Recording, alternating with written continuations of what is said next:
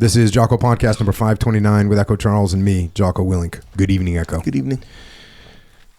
All that I knew of this war was that America was fighting communists, and it was my duty to help my country. At age 21, I believed that I was 7 feet tall, bulletproof, invisible when needed, and that Vietnam was to be the greatest adventure I could ever hope for. I had had 3 years of service, but not a minute in combat. My troops were very young, many still in their teens. Like me, most had enlisted or been drafted straight out of high school. A few had several months of combat under their belts, but even they could not have been prepared for what awaited us in late October 1969. And so we went, more or less happily, onto the isolated hilltop called Kate, ignorant of the misaligned forces that controlled our fate, never expecting a bloody 5-day monsoon of steel and fire.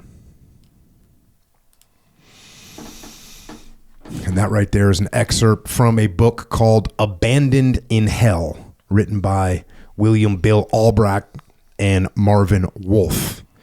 And Bill Albracht, call sign Hawk, served as the youngest Green Beret captain in Vietnam, where he experienced significant combat, not only at Firebase Kate, but later as a Mike Force leader. He is the recipient of 3 Silver Stars, 5 Bronze Stars, several of those with the Combat Distinguishing V, 3 Purple Hearts, and, most important, the Combat Infantryman's Badge. And upon leaving the Army, he served 25 years in the Secret Service, and it is an honor to have him here with us tonight to share some of his stories and lessons learned. Bill, thanks for joining us. Absolute honor to have you here. Absolutely. It is my honor. I've been following you for some time, and the way you interview and how you delve into the subject and get to the heart of the matter, as well as the individual, I am just blown away with. And it's like one of the most important things I've ever done in my life is sitting here across from you on this table. I'll tell you what. Just going through this book, which is incredible, and if you're listening right now, just order the book immediately. Abandoned in Hell.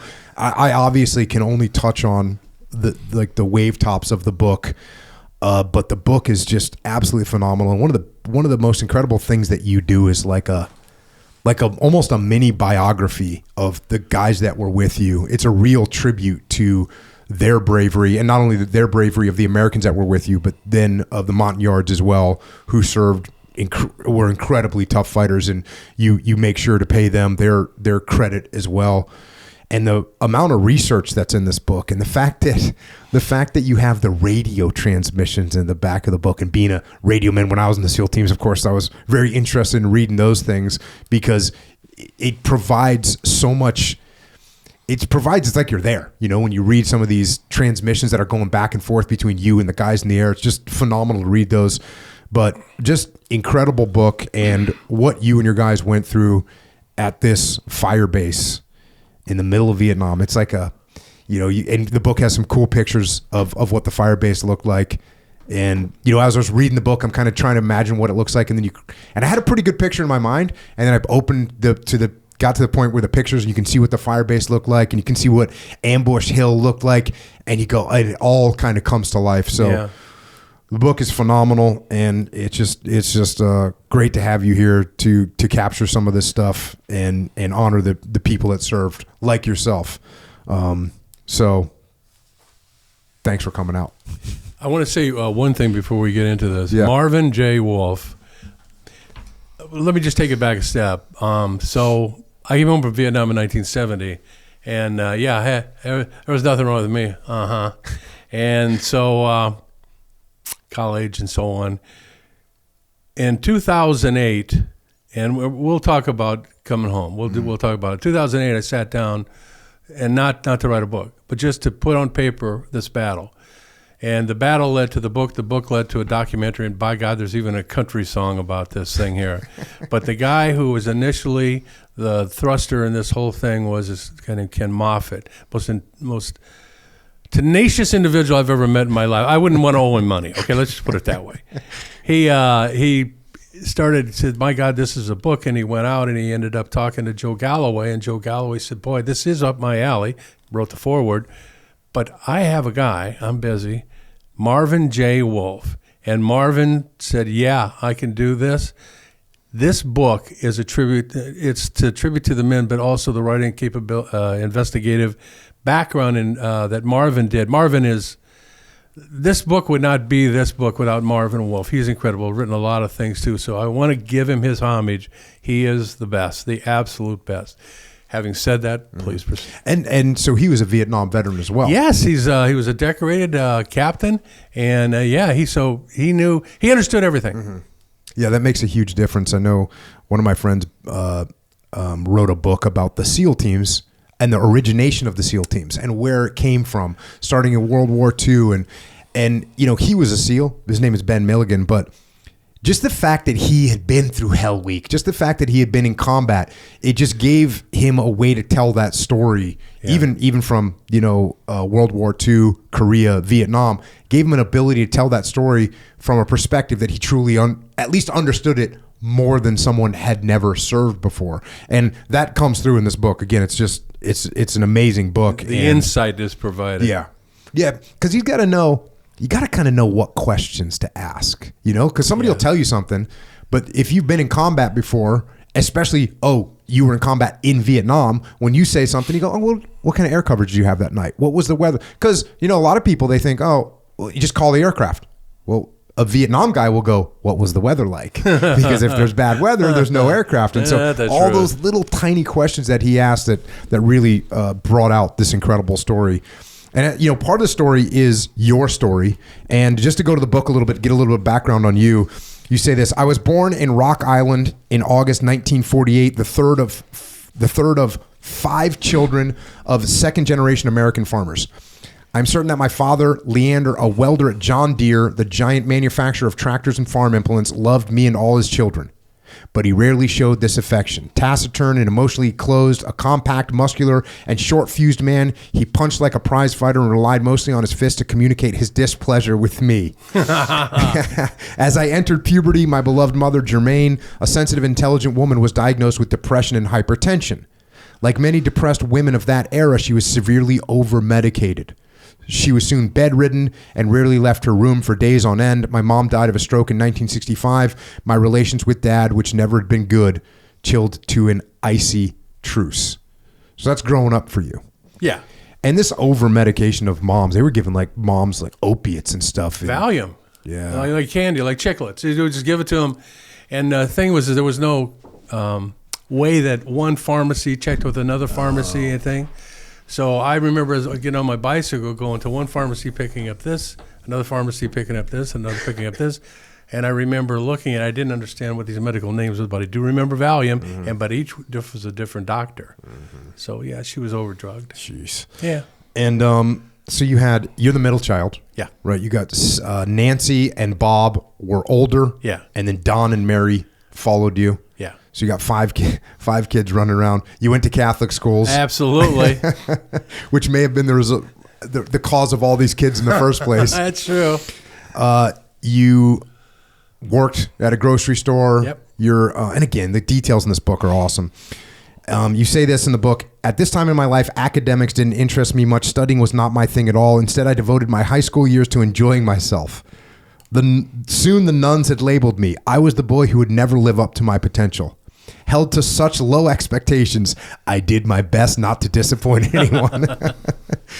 So you weren't super academically inclined. You're having a good time. No. And what is this, like early 1960s? Yeah, sure. It was like 63, 4, 5, and then 6. And I knew that I was going in the military. I knew that. So I knew that I knew I had to have a high school education. That's all I was shooting for. The most important thing I did my entire high school career was play varsity football. After that, forget it. It was a ride. So, you're playing varsity football. Fast forward a little bit here. With my best friend Joe Murphy, I spent a few weeks considering service options. I could enlist for 3 years in the Army or 4 years in the Marines, Air Force, or Navy. I could volunteer for the draft or wait to be drafted, which meant only 2 years. Joe and I decided that the Marines offered the biggest challenge and the most possibilities for adventure. I idolized my brother Bob, and he wouldn't hear of me joining the Marines. After completing a 4-year hitch in the Air Force, instead of returning to Rock Island, he re-enlisted in the Army, spent 8 weeks in advanced infantry training, then went to jump school and volunteered for Special Forces. Bob was a paratrooper. In the entire 18 years of my life, I had never even met a paratrooper. So when Bob said, forget about the Marines, I listened. In the gospel, according to Brother Bob, Special Forces was where the action was. He laid it out for us. Enlist in the Army, volunteer for airborne infantry, then ask for Vietnam. Boom. Boom, yeah. And I'll see you there. It's funny. I had Dick Thompson on, who was a SOG guy in Vietnam. Yeah. And he says, I volunteered for OCS. Was it hard to get an OCS? He goes, no, you just had to volunteer. He said, I volunteered for Special Forces. I said, was it hard to volunteer for Special Forces? He goes, no, you just had to volunteer. He volunteered for SOG. Was it hard to volunteer for SOG? He goes, no, you just volunteered. And I forget, this is the height of Vietnam. It is. So if you're saying, hey, I'm ready to go to Vietnam, they're ready to take you. Yeah. You fast forward. And there's a funny story here about, how when you tell the guy, hey. Oh, the recruiter. Yeah, the recruiter. Murph and I go down to the Sergeant Corliss, Rock Island, Illinois. And we graduated in high school, and Vietnam was heating up like crazy, 66. Walked in there, how can I help you boys? Well, we want to join the Army, and we want to be airborne infantry and go to Vietnam. And he looked at us like we each had two heads. And he talked to like there's a camera somewhere, and he looked around, and when he finally figured it out, he goes, well, this is your lucky day. I just happen to have 2 slots, but I don't know if I have any in today, and God knows when I'll get them again. Oh, Joe, come on, we got to sign up, and off we go. There you go. Well, that recruiter did his job. He saw some ripe recruits, Yes, and he got did. him to sign the paper. October 2nd, 1966, Joe and I took the train to Chicago. You guys go to basic training. You have to take an OCS test. And you say this, Joe, who'd earned better high school grades than I did, wanted that kind of responsibility. His score on the officer candidate exam missed the cutoff by 1 point. I passed by 1 point. So you get to boot camp and they give you a test. Yeah, well, they gave you a series of tests back then, and to see if you were worthwhile giving the. First of all, they said based on the scores, because like earlier, the nuns and priests were correct. I was not applying myself, so I was taking these general intelligence aptitude tests, and I was doing quite well. And then they came and said, "All right, here, take the OCS test." Now, Jocko. I thought all Army officers came from West Point. Period. The end. I had never heard of OCS, never heard of ROTC. OCS could have meant Oklahoma Cook School to me. I had no idea what it was. But they said, take it, and I took it. Then I passed. Mm-hmm. And that's it. So you're 18 years old? I am 18 years old, not by much, and then they called us all in. Base train's like about 220 guys or so, good company. Mm-hmm. And the captain, who was a Vietnam vet, called us in. It was like 20 of us, maybe 22 of us. And he goes, all right, you all passed the OCS test.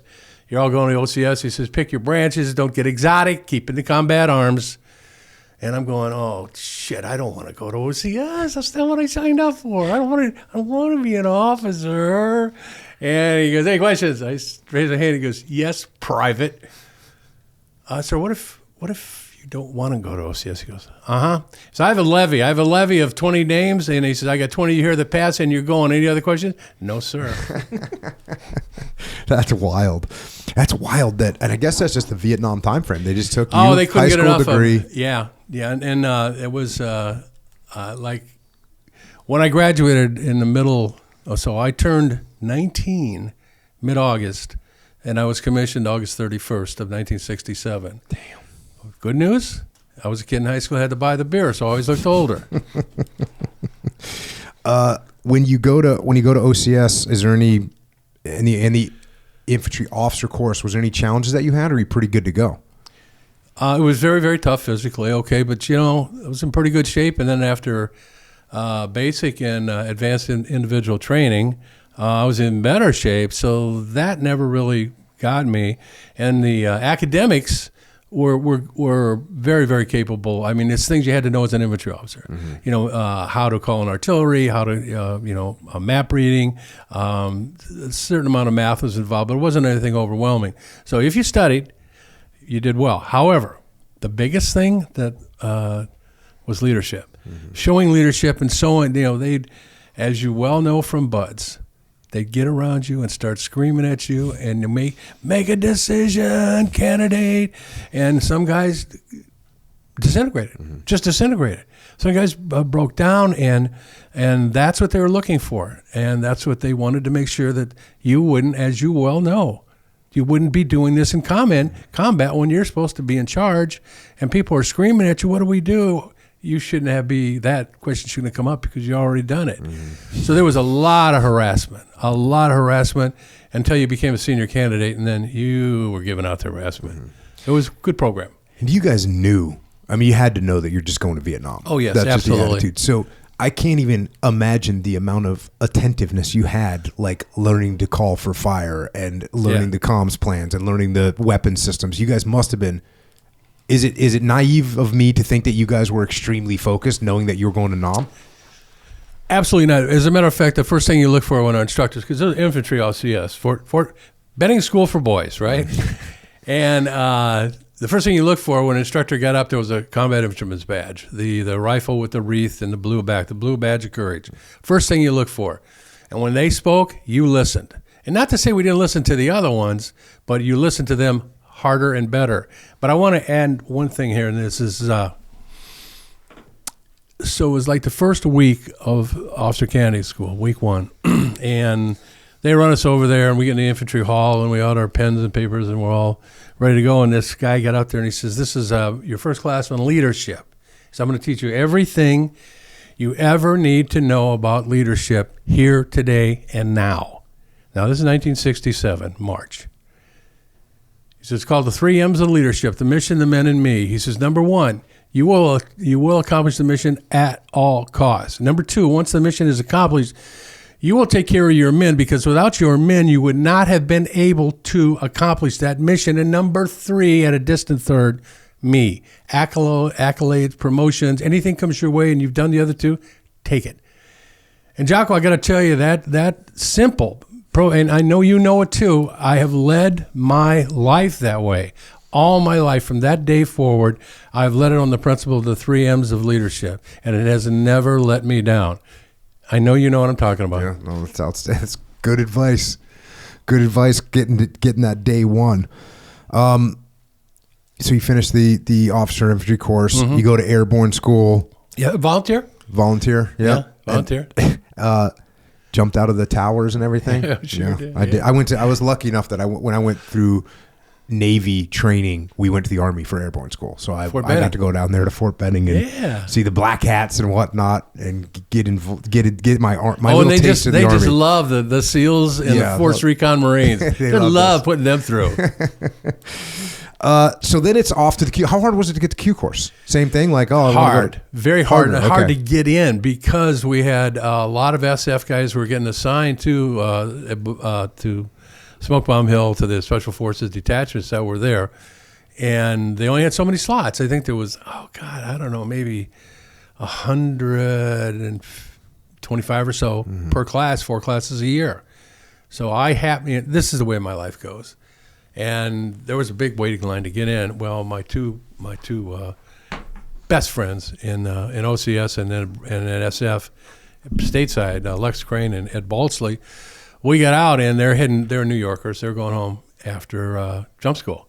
I said, I'm going to go to Bragg. I'll see you there. So I walked in. I checked into the CQ, and he goes, hey, Lieutenant. And I said, yes, Major. He goes, so you got to sign Special Forces? Yeah. And he goes, listen, we just had a guy drop out of the Special Forces officers course. Could you start 10 tomorrow?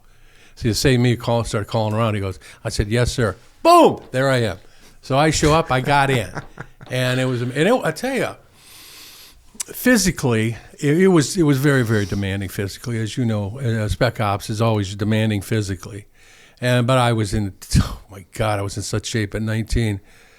Mentally, wow, it was tough. It was college level, and it was really, really hard. Now, I wasn't at the bottom of the class, but I could see it from where I was. Had your brother given you any heads up about the Q course or anything? His was totally enlisted. He was a comm man, And it was totally different. We did all the little jobs of this and that, but ours was intelligence and operations, planning, leadership, et cetera, et cetera.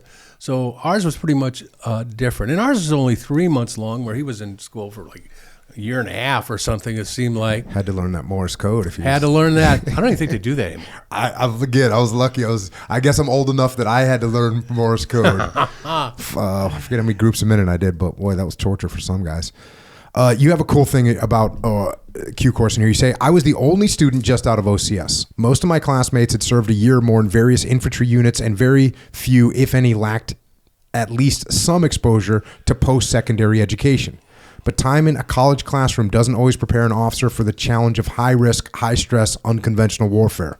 I recall a particular lieutenant who was brilliant in class but could not operate in the field. He was reassigned to the 82nd Airborne a few days before he would have graduated. By then, I had realized that Special Forces was where I wanted to be as long as I was in uniform. There was nothing about it that I didn't like.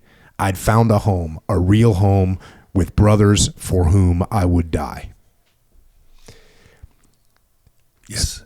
Seeing that they just weed guys out. Like this guy, who's, I'm sure he's a patriotic guy. I'm sure he's a good guy, but he just couldn't get it done in the field. Tell you what, he screwed up the curve. My God, he was blowing it out of the water on these tests. Thing.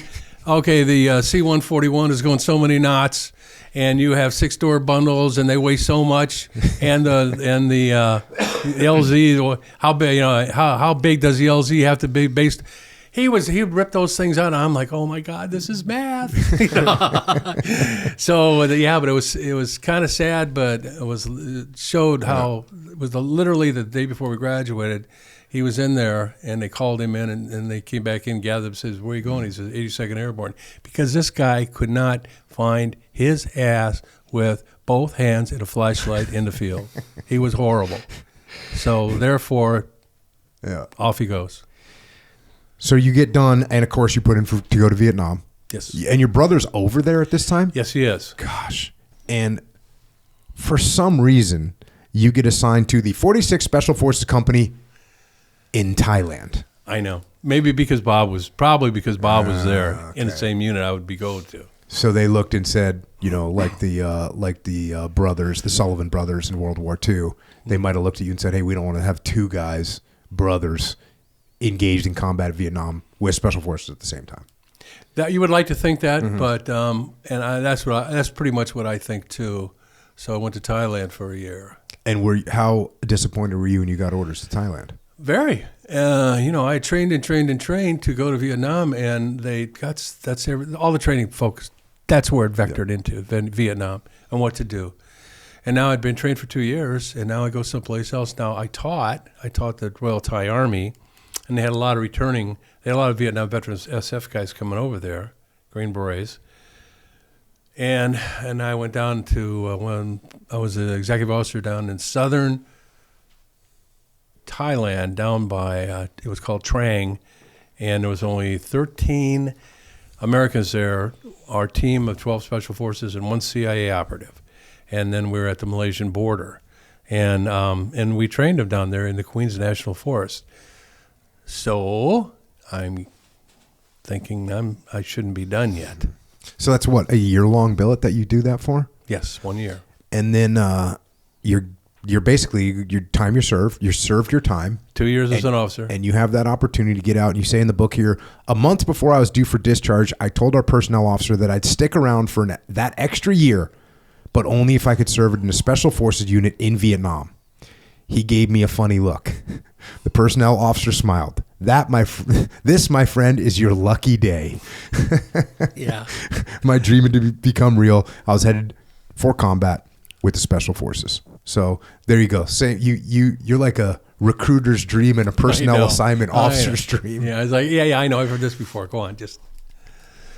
So you extend for another year? Is that what it is? I did. I extended for 1 more year. Some guys went indefinite. I didn't want to do that.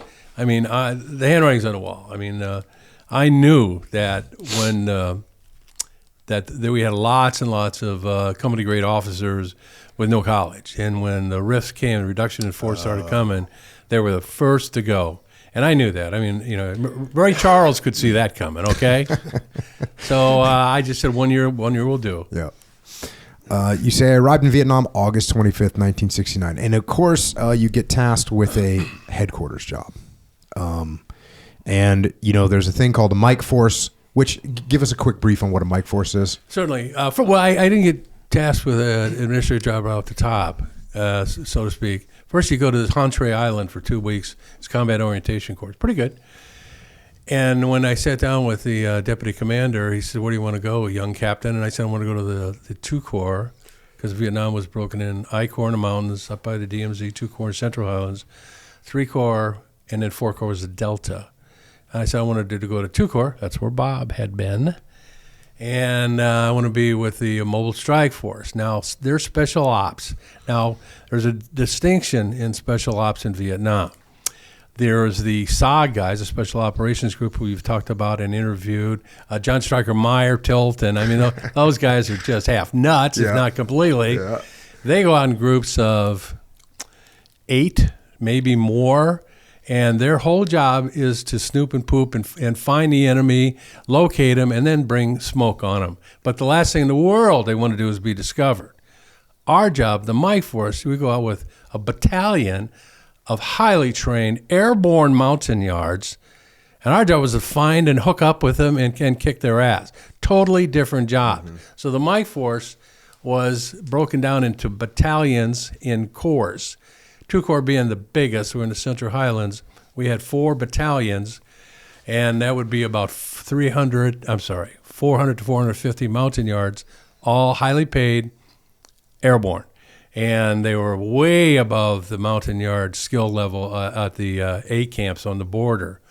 And we would go out with them, with a team of American Special Forces, and either you were going into combat because one of the camps was in trouble, or you were going where likely the enemy was crossing over from the Ho Chi Minh Trail.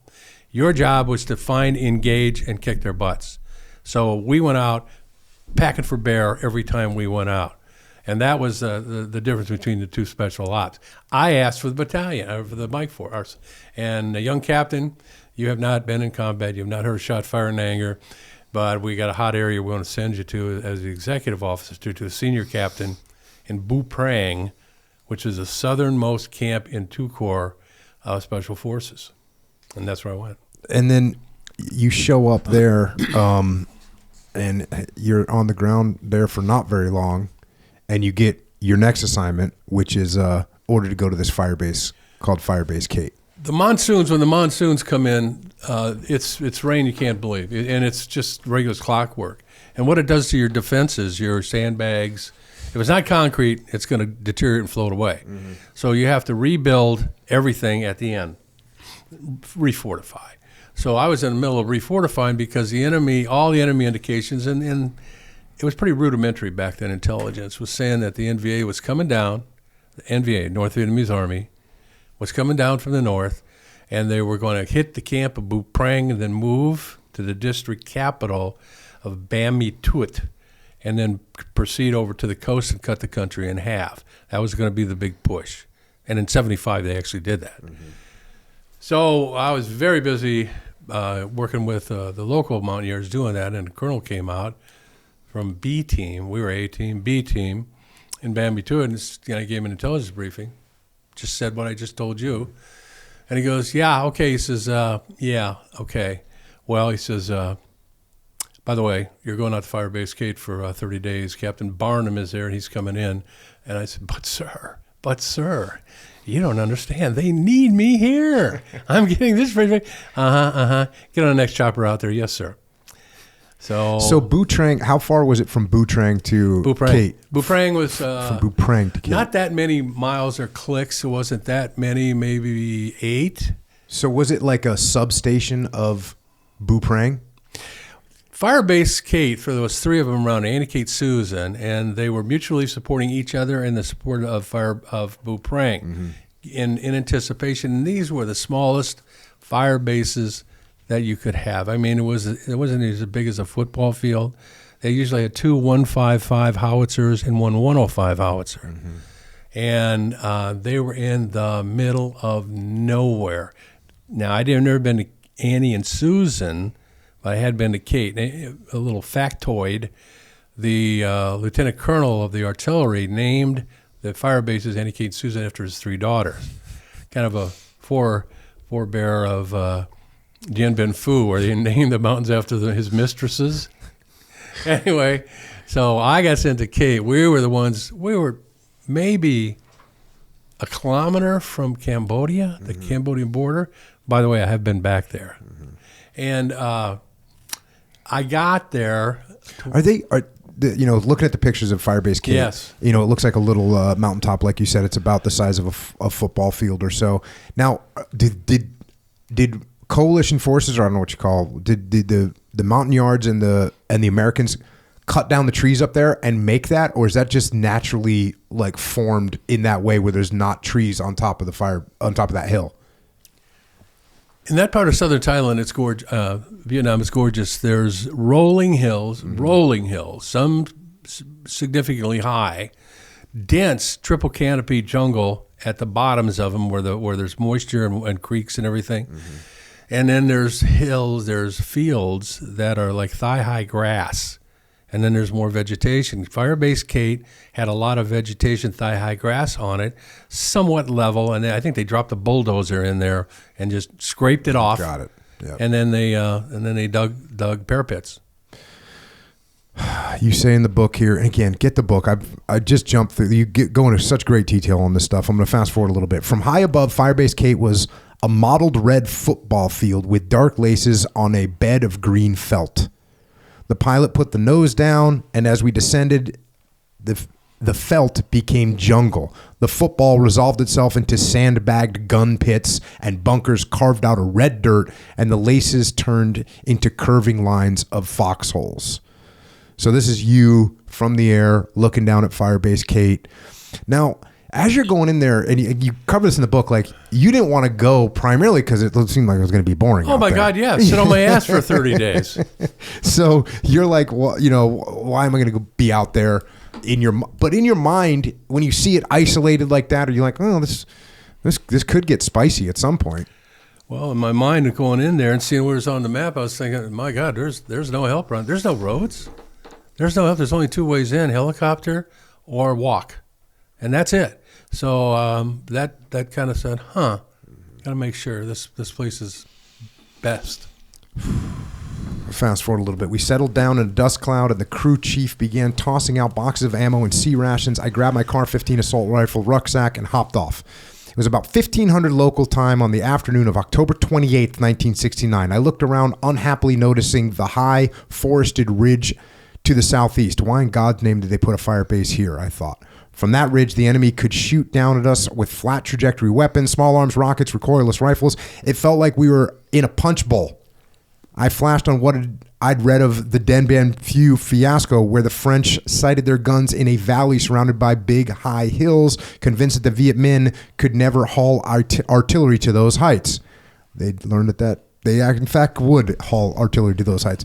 I put those thoughts aside as Sergeant Dan Pirelli came to meet me. As we moved toward the command post, I looked around, noting the 2 big 155 millimeter howitzers and a small 105 millimeter gun pointed north toward Ambush Hill. And again, just to describe this, there's Firebase Kate, which is a knoll sticking up, and then joined to it by a little finger is this other hill to the north. Yeah, yes. To the north, called what you guys called Ambush Hill, which is also cleared off, so it looks very similar. No, it's not. Actually, okay. no, it's not. It looks to be in the pictures. Well, that's because that's the after Oh, picture. got it. Okay. Makes sense. Let me best describe it this way. So you had this smaller than a football field fire base, and around it on 3 sides, east, west, and south, down about 60 to 80 meters, was dense jungle. That 60 and 80 meters between the top of Firebase and down was thigh-high grass. So basically concealment, but not cover. To the north, you had a gentle slope, because the rest of them were steep slopes, a gentle slope that ran north, ran down a gentle slope and into the lower basin of it, and there was dense jungle there, but there was a gap. A natural gap. You could probably drive a deuce and a half through it. And then you go on to, so you call that a saddle. Mm-hmm. And then the other half of the saddle was a smaller hill, much smaller hill, and it had thigh-high grass at the top with dense jungle on top of it. But it wasn't big. Maybe it was about 50 meters by 50 meters of wooded area on top of there. And every night, we call it Ambush Hill because we'd put about 4 or 5 guys out there as a listening post to detect, because this was a way we'd figure the enemy would come.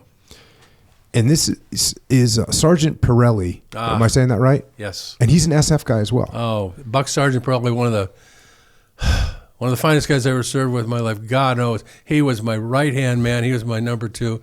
He was exemplary. He passed not too long ago, but I couldn't have done without him. He was just that good. But other than that, you have on this base 150 or so Montagnards. Yes. And then 30 or 27 American artillery soldiers. Yes. And that's their job. So they're not special forces guys, they're regular soldiers. They're not infantry, they are artillery. Cannon cockers. Right. Continuing on here, not understanding until years later that artillery in Vietnam operated in a 360-degree world, I wondered why the big guns had no overhead cover, only chest-high sandbags. Then I turned my head to take another look at the thickly forested, sharply defined ridge to the southeast. I knew that we were less than 4 kilometers from the poorly defined border, positioned within a bulge that my map showed jutting into Cambodia, a disputed zone claimed by both countries. It was a reminder that Cambodia was to the northeast and west, and that even PAVN troops, these are People's Army of Vietnam troops, were not on that forested ridge. Kate was still well within range of their 82mm mortars, 75mm mortars, and 75mm recoilless rifles, their B-40 rocket-propelled grenades, and, of course, their big 120mm rockets. Not a good feeling to have. No, not at all. I shook hands with Lieutenant Smith and Kerr, dropped my gear in a little sleeping hooch that I would share with Pirelli, and got a wake-up call. The roof was a row of sandbags on a sheet of plastic. It would keep the sun and rain out, but wouldn't stop a rifle bullet, let alone a mortar. The front side facing away from the hill was exposed. In short, it was a half-assed attempt at best. Together, we started a slow, thorough inspection of the perimeter. So that's kind of your welcome to Kate. And you know, I was saying that you didn't think there was going to be much action there, and there really hadn't been much action. Absolutely none. These guys were playing volleyball. These guys were, they didn't feel like the need to really dig in the way somebody that feels like attack is imminent. And so that's kind of what you see when you get there. Well, talked to Danny. Danny got there the day before I did. And I says, Danny, what we got here? And I dumped the gear, and he goes, best we take a walkabout. So we did. We walked around the perimeter, and the fighting positions weren't deep enough, no overhead cover. The concertina wasn't corrected. Oh, there wasn't enough of it. The weeds were overgrown. The fields of fire weren't clear. There wasn't enough claymores. It was bad. And then and everybody else, they were playing cards, sunning themselves. They were just weren't like in a combat zone. Volleyball, and the yards were playing volleyball too. And what are we on, a resort here? You got to be there for a while before you get the mountain yards to start playing volleyball. That's right. That's a next level right there. Yeah, it is. What is this sport?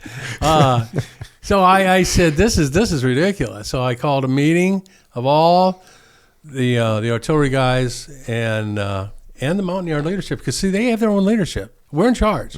But they have, and it's kind of by a village. This guy may be in charge. He may be the captain of the guard of the mountain yards, but there's a village elder there that will tell him what to do. So you have to be aware of that. So I called him. I said, no more cards, no more volleyball. We're going to get this. We're going to dig in, blah, blah, blah. Let them go. Let them know. And they said, well, what's going on?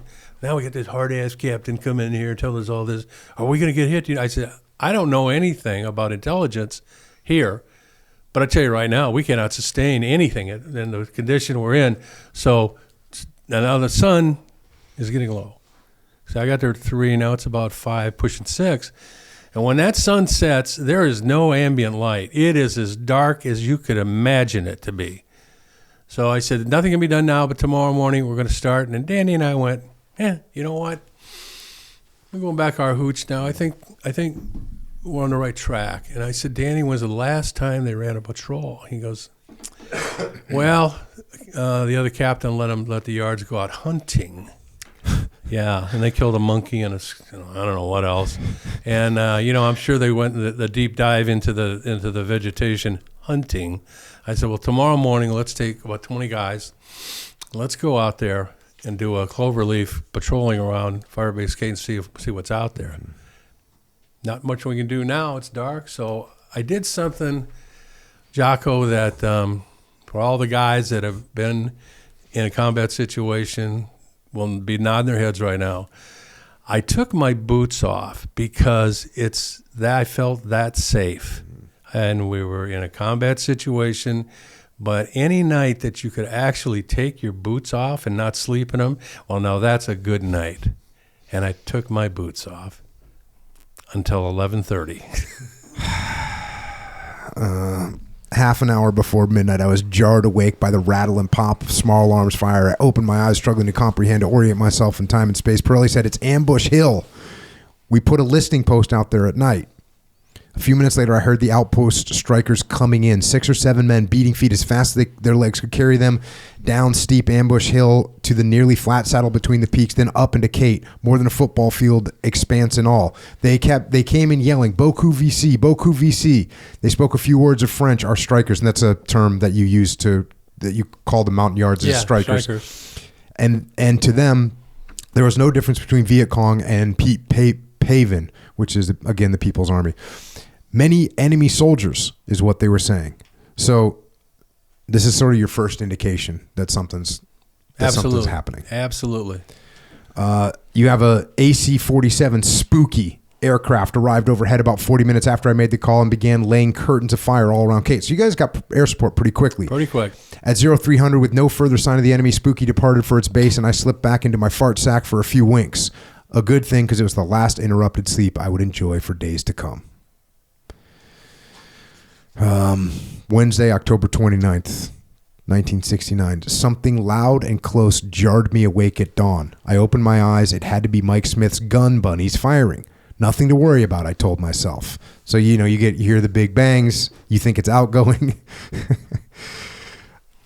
Fast forward a little bit. By the time Pirelli and I were up and out of the sack, it was a drummer symphony of explosions. Boom, boom, boom. Shells from recoilless rifles and mortars and rockets landing everywhere. A muscular black gunner named Rudy Childs burst into our hooch screaming, we're taking incoming. I'm hit.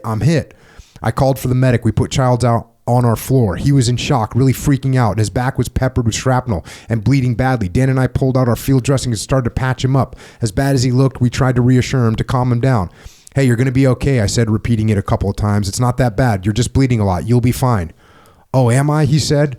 And we both nodded yes. And this had an almost immediate effect. Childs calmed down a lot, allowing us to bandage him. Meanwhile, I'm thinking, holy shit, this guy is really shot to pieces. So this is like, it's on. And the horror of incoming indirect and direct fire. Yeah. And it just blankets you guys. It does. It just hit us all at the same time. But it was a barrage and lasted minutes, and then it ceased, and then we were, patching people up, calling in medevacs. Mm-hmm. And stop here. Medevacs, dust offs. Oh my God. Those guys are the bravest men I've ever met. They were phenomenal. And they'd come in, and you're deployed, you some fighter or gunships, maybe a couple Cobras or anything, but they'll come in and they'll get you. Never had one even hesitate to come in, no matter what, and get the wounded. But I wanted to say something about those brave men that flew those, unarmed. Big red sighting cross on the side of it for them. Yeah, so we called it in, and I said, Danny, let's go. I'm thinking of this stat off the top of my head. I think I have it right. 5,000 Hueys were sent to Vietnam. 3,200 of them were lost in combat. I believe every bit of that. Absolutely. And those guys flew those things. I've had a few of those helo pilots on here. Those guys flew those things like they were rented vehicles. You know, they were freaking hostile with those things. I never heard that before, but that's right. Except the Marines. The Marines felt that if one went down, they had to pay for it. The Army guys did not give a shit about those birds. No. And they flew them in all kinds of crazy conditions. You know, I've had Seawolf pilots on here, the Navy the Navy Huey pilots, and like they would run out of fuel. There's pictures of them. They ran out of fuel in order to stay on station, and then had to just set down in a random rice paddy where they use ammo cans to siphon gas from one other helo into their helo to get it back up in the air. Yeah, those Vietnam helo pilots were something else. Cowboys. Yep. True. And I don't mean that in a derogatory term. I mean that in the best term. They were cowboys. Yes, indeed. In the greatest sense of the word. Yes. Fast forward a bit. Less than 20 minutes after the barrage stopped, I assembled 24 strikers armed with M16 rifles, grenade launchers, and a couple of M60 machine guns. We left the circle of foxholes, threaded our way through the gap, and moved across the grassy saddle and up Ambush Hill. So you see what's happening. You want to be at least go on the offensive a little bit, see what you can get control of. Had no idea get a what feel we were for. up against. Exactly. And this is like your second day of interacting with these Montagnards. Not even a day, maybe 12 hours. Had they been trained by Special Forces guys? Yes, Okay, yes. so that's where there's a And they little were bit all of from connection. different camps. There'd be like a platoon from maybe 30, 40 guys from one camp, 30, 40 guys from another camp. They're all from different camps. They blended well. They worked well together. So they weren't all from one particular camp. And anyway. But you got that connection with them pretty straight that they had been trained with Special Forces guys. Yes, they knew what to do. Because otherwise, grabbing a bunch of people that you never worked with before and going out, that's a pretty aggressive move. Yeah, they were all infantry. Chuck. Ambush Hill was about the same elevation as Kate, or perhaps a few meters less. Unlike Kate, it offered somewhat gentler slope in 3 directions down to the jungle below. The summit was much smaller than Kate's, maybe 30 meters across and topped by a copse of trees surrounded by a veil of thick brush offering good concealment. We reached the hilltop without drama. In the tall grass, we found a paven pith helmet and numerous blood trails. I sent a point man down Ambush Hill toward the jungle. The rest of us followed single file through waist-high grass down the slope, as a slope that grew steeper as we descended. About 30 meters from the tree line, the jungle turned into the 4th of July and Bastille Day. At least one machine gun and several AK-47s. We went prone and returned fire, and a shitstorm of flying lead came right back over our heads. The grass was high enough to hide us, but offered no protection. I called to Dan, and he blooped a few M79 grenades into the tree line. That quieted them down until we could pull back to a sort of berm, a long knee-high mound of soil covered with grass that offered, at least for a few minutes, both cover and concealment. 3 of my men were wounded, but still ambulatory. For just a second or two, I was back at OCS. One of our tactical officers is speaking. Gentlemen, goes this voice in my head, 100 times faster than in real life. A lot of you are new to the Army. You're young guys with no experience. We're training you to be infantry officers, leaders of men. When you become a new second lieutenant, you will be tested. You'll be the butt of jokes about being green and inexperienced. But when your men hear their first shots fired at them, they're all going to look to you. Your privates, corporals, and sergeants, even your senior platoon sergeants, they will all look to you. That's how the Army works. They're going to look to you, and you better goddamn be well ready to make the right decisions. Sure as shit, as soon as the shooting starts, my striker said, "What do we do?" I've been an officer for 2 years, Special Forces trained. I'd been around many senior non-coms, and they had taught, tutored, mentored me. I wasn't afraid. I knew what to do, and I was pissed about being ambushed. I couldn't tell whether it was a squad down there or a regiment, but if they wanted to dance, Arthur Murray was my middle name. Yeah, that's I really like that, because you go through that moment where you realize in that moment, yep, I got to make the decision. I got to make something happen. That's the leadership position. Do something and do it now. Yep. Don't freeze. So you get in kind of a skirmish line. You start to sweep down the hill, and meanwhile, a helicopter shows up, like a observation helicopter called a Loach, an OH-6, and this guy shows up, And as you're starting to kind of flank the enemy, you're starting to move in sort of a big wagon wheel type sweeping movement, kind of reminded me of Little Round Top. Exactly what I said. Yeah. It's like a little round top maneuver that you're starting to make. And meanwhile, this Loach guy says, let me see what's going on there for you. He said, hovering just off the treetops. He rose maybe twice treetop level and called back, get out of there, man. I see you. I see where you're going. And they're mounting a force to flank you. A whole shitload of guys coming, a lot more than you've got. I told everybody to pull back up to the berm. As we moved, I heard the Loach pilot flying over the enemy, meanwhile hollering on the tactical frequency for more help. This was one crazy dude. It takes 2 hands and 2 feet to fly a helicopter. But while he slid sideways, an eye blink off the trees and talking on the radio, he was also shooting out the window with his .45 sidearm, and the enemy, of course, was shooting back with automatic weapons. He ran out of ammo, put in his second and last magazine, an act that required 2 hands, and resumed firing. What a freaking maniac this guy is. I so much wanted to meet this guy. What a beast. Hey, you got to get out of there, he called. Half a minute later, he was back in the air. You've got one down in the tall grass. It was the point man. I couldn't leave him dead or alive. I took 3 men and we charged down the hill, catching the enemy by surprise. Unfortunately, we didn't have to go far. He was hit in the head, barely alive. Then it was Rice Krispies time, all snap, crackle, and pop as the paving opened up with dozens of rifles. My strikers fired back. I reached down, picked up the wounded striker, and put him across my shoulders in a fireman's carry and grabbed his weapon, just like in the movies. Then I discovered this is a lot effing harder in real life. We moved as fast as we could back up the hill, steel-jacketed hornets buzzing and whining all around us, and somehow got back behind the berm unscathed. So you freaking charged down to grab this wounded guy. Let me mention something about this. And when I do seminars or talk events, okay, so one of the first questions you would ask is why, I mean, you as the leader, as the one that's on the radio calling in the airstrikes, and Danny's quite capable, but it was pretty much on me at that time, why would I do that instead of having somebody else do that? And the reason is these Montagnards didn't know me from an egg. They knew nothing about me. And by doing that, first of all, and let me go back to this, I've never asked anyone to do anything that I hadn't done or wouldn't do. That goes right with the 3 M's of leadership. Never. So I said, let's go get them. And in the doing of that, they saw that I valued my life the same as, or their lives the same as I value my own life.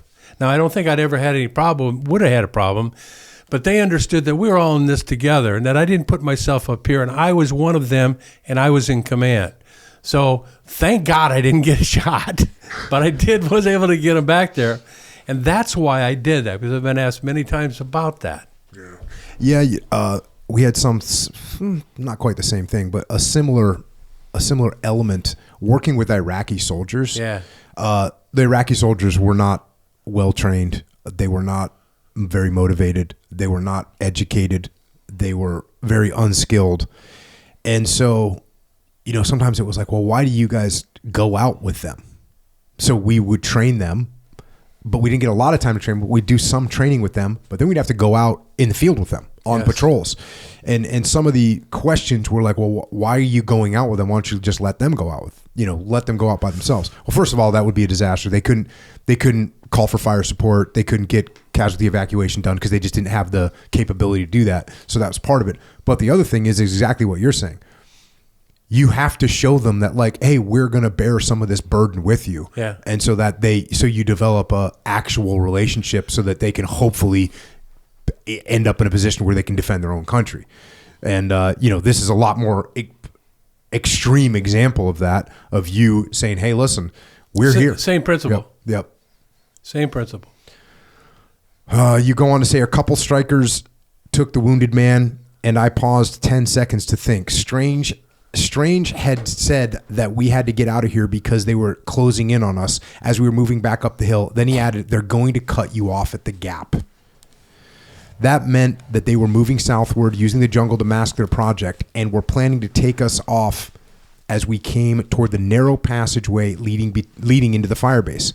The one and only thing to do was to beat them. high diddle diddle right up the middle, the most direct route straight across that grassy saddle. And hope to hell we got there first. We took off moving as fast as we could, 2 guys carrying the head shop man and others helping out our ambulatory wounded, and we ran like the devil was on our heels. Safely back at Kate, I learned that the striker I had rescued, the one with the head wound, had died. And that's a classic like leadership scenario, right? You hear word that the enemy's maneuvering to cut you off, and you have to make a decision right then. And there's a constant battle for a leader between speed and security. Hey, we move fast, we can get something done quickly, but we're going to sacrifice some security when we do that, or we can be very secure, but we're going to move slowly. And you had to make that call instantly. Hey, we're going to just haul ass and beat them and get across that gap before they can cut us off. Right. Which thankfully that's the call that you made. Yeah. Otherwise it would have been a nightmare.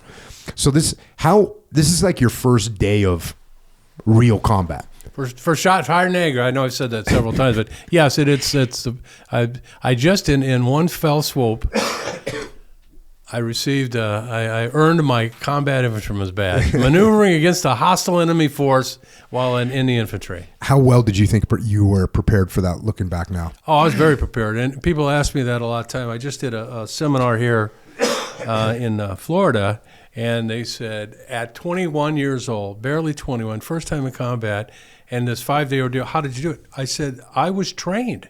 The Army trained me to do this. And when Reagan was shot, when President Reagan was shot, the guys reacted as they were trained. And in the doing of that, they saved his life. And it's the same thing. I reacted. It all kicked in right away. You've been there. Mm-hmm. You don't even think about it. You do it because this is the way you trained, and you've done it a million times. So that's the same thing. Yeah, I've had some guys. I had James Webb, who was the Secretary of the Navy.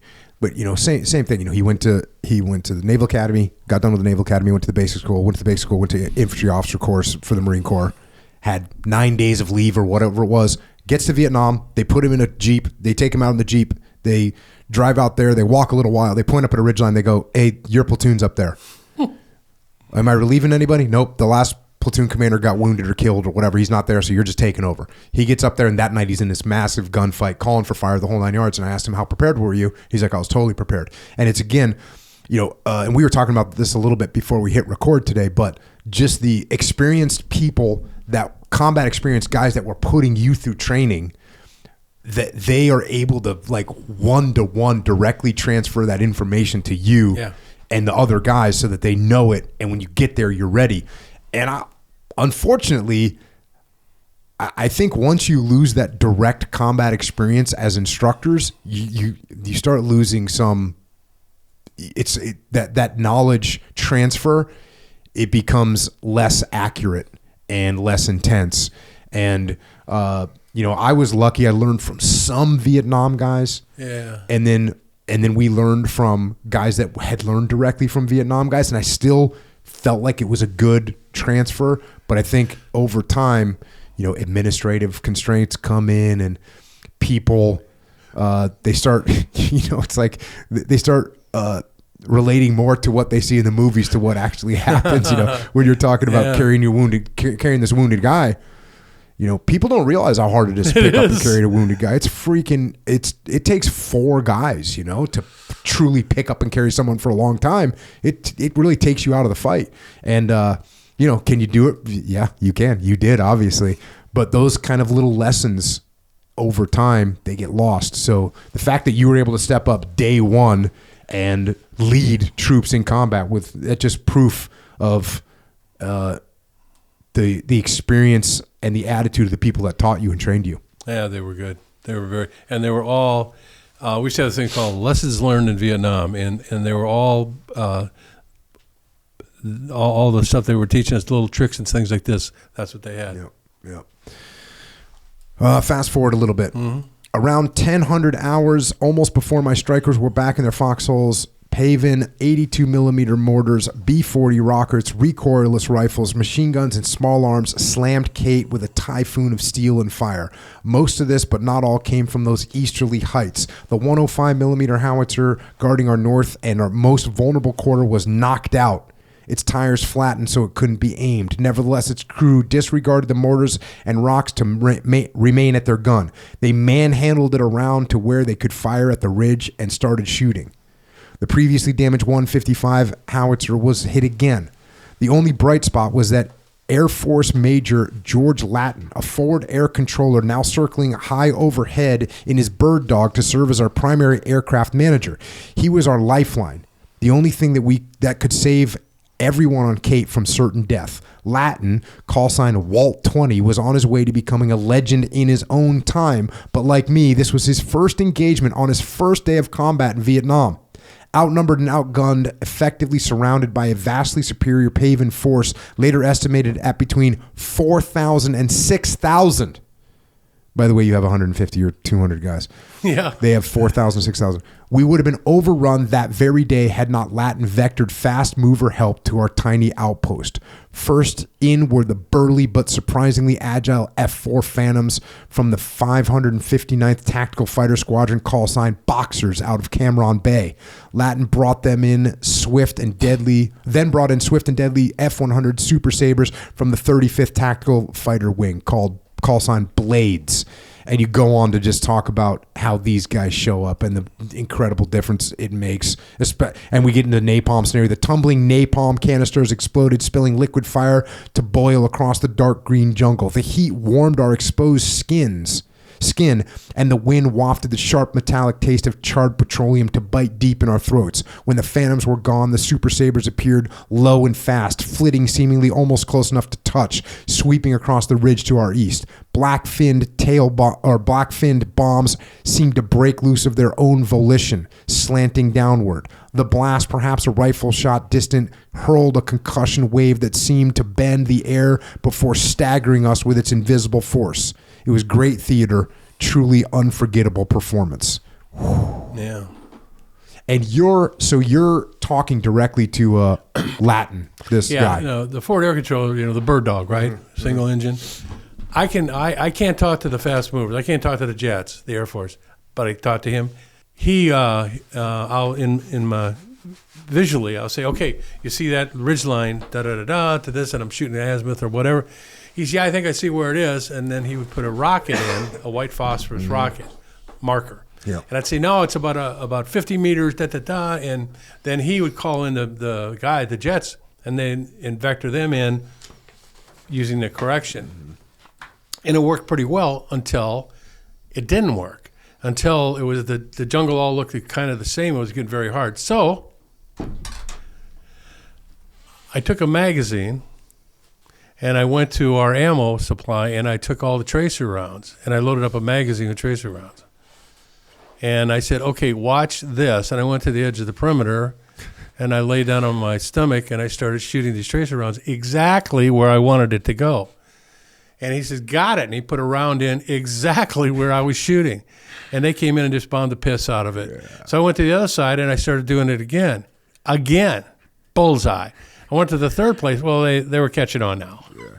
And so I had to back that up a couple clicks. But once he established where it was, they came in and did well. But I could talk to him. I mean, it's like, but I couldn't talk to the jets. Chopper's a different story. Talk right to them.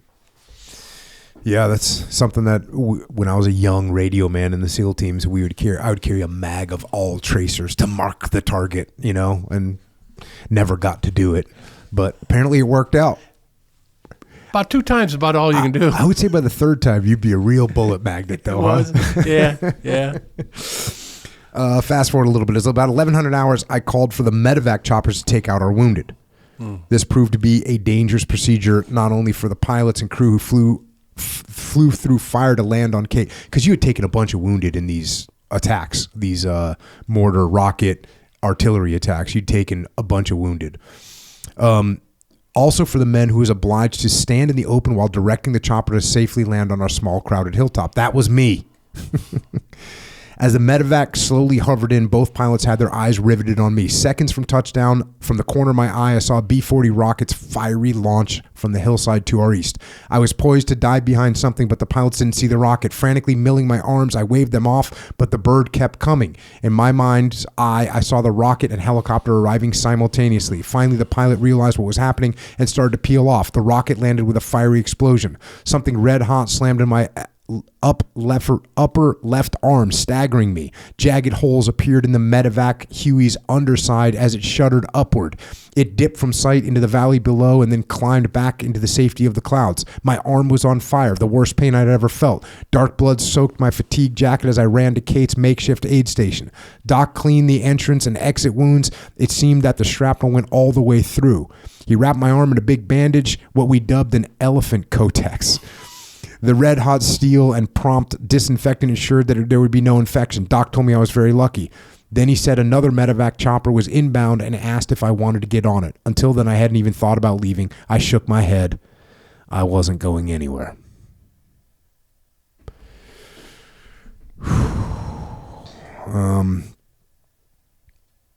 So you're wounded. How bad was it? Could you move your arm? It got better. Mm-hmm. Yeah, I didn't put a sling or anything. Mm-hmm. Just bandaged it up. Mm-hmm. Took some pills. Oh yeah, that's right. What kind of pills did you guys have? You guys had like the stay awake pills, huh? Oh. Which is just basically meth. It's we'll talk about that right now. When I got to Vietnam, they gave me a jar of dextroamphetamine, and I never heard of this. I didn't know what it was, and I said, "What are these?" They said, "Stay awake pills." And I said, "What are they for?" And they said, "You have to be up on the radio all night, or something, running for your life in the jungle. You're going to want these, and you're going to give them to your men too." Okay, I never thought about it. Put it in a ruck. I started using them then. Now the after story is when I'm going home, D-Rose, and going home, and I've told this story a few times. I go, "Oh, well, these might come in handy in the States, so I threw them in my shaving kit. And I'm going through, and you're leaving Vietnam, and all these signs. If you have any drugs, throw them in this bin. No questions asked. Da-da-da-da. You cross this line, you're going to jail. Oh, okay, fine. Now I'm in a war suit. I got the beret on, khakis, ribbons, jump boots, spit shine. I'm looking pretty goddamn sharp. And I walk up there, and there's this private E3, and he's MP, and he's going through, and he opens my bag, and he pulls this out. He goes, "Reads dextroamphetamine on there," and he goes, "Sir, are these yours?" I said, "Yeah." And he goes, "Sarge!" I go, "Yeah, what's it?" So the sergeant comes, he looks at this, and he's kind of a gruff guy, and he looks at it, and he goes, "So are these yours?" I said, "Yeah." And he goes, he's behind a curtain, he goes, "Where did you get these?" I said, "They were issued to me." He said, "Do you know what these are?" And I said, "Yeah, the stay awake pills." And he goes, "This is speed." And I went, "That's a good name for it." And he's probably in a bar somewhere now telling that story. And he said, go put him in that container out there and then get served through. Go. Yeah, true story. And it's got its own legs. But, yeah, that's what happened. So, yeah, I was on dextroamphetamine. I was taking that, and my God, does that shit work. Check. Fast forward a little bit. A little later, a CH-47 Chinook swooped in to drop, sling, load gear, and then flew away. Just before dark, the Chinook was back with a new 105mm howitzer dangling from its belly. So, the guns that had been damaged, they bring in new guns, thankfully. One gun. Oh, one gun. A little after the Chinook departed, a line of 5 UHD-1 Hueys, the flying delivery trucks known as slicks, and armed only with door-mounted machine guns, approached low and fast from the west. They were escorted by 2 Huey gunships. All 7 aircraft were from the 48th AHC out of BMT. In the right-hand seat of the leading gunship was Chief Warrant Officer Ben Gay, age 20, out of Richmond, Virginia, serving as aircraft commander and leader of this 2-ship fire team. Across the valley to the southeast, our Paven neighbors had been planning a big reception in our honor. When the party committee saw that we had invited more friends to share the fun, they were furious. As the first slicks approached, the neighbors began shooting them with 12.7mm heavy machine guns, small arms, and RPGs. My strikers were in the fighting positions, shooting back, but it didn't seem to have much effect. I told Garriman, am I saying that right, Garriman? Gehrman, the generator man, as well as Hopkins and Kuhn and whoever else I could lay hands on to find spots and fire at the enemy positions. The 105 crew cranked their gun around to the east and opened up into direct fire mode. So this is, again, number one, you guys are in a seriously bad position. And number two, everybody that's coming in to try and help you is getting like engaged in a real big way. Yeah. Now, you say here, and I'm fast forwarding a big chunk here. I spent the night of the 20, or this isn't you talking. I spent the night of the 29th in a generator pit on the radio with Spooky and Shadow, the gunships, John Curricar. And again, listen, you introduce all these characters and you give an awesome biography of who they are, where they come from. And I'm not, the guys on the ground with you, some of the pilots that you were able to track down. So the book has just got so much incredible detail of these heroes. Here's one of them. I spent the night of the 29th in a generator pit on the radio with Spooky and Shadow, the gunships, John Kerr recalls. I enjoyed that. We had really good support that night.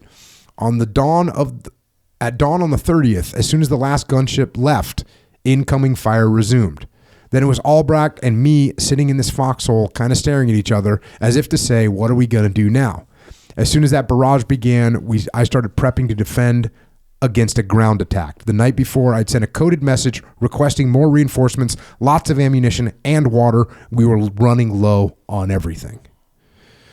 So when it's nighttime and you got the gunships out there, it keeps the enemy, kind of keeps their heads down. It does. It keeps them at bay. Yeah. And then as soon as they go away, because the gunships don't fly at night. And again, these are, if you don't know, these are the AC-47 gunships.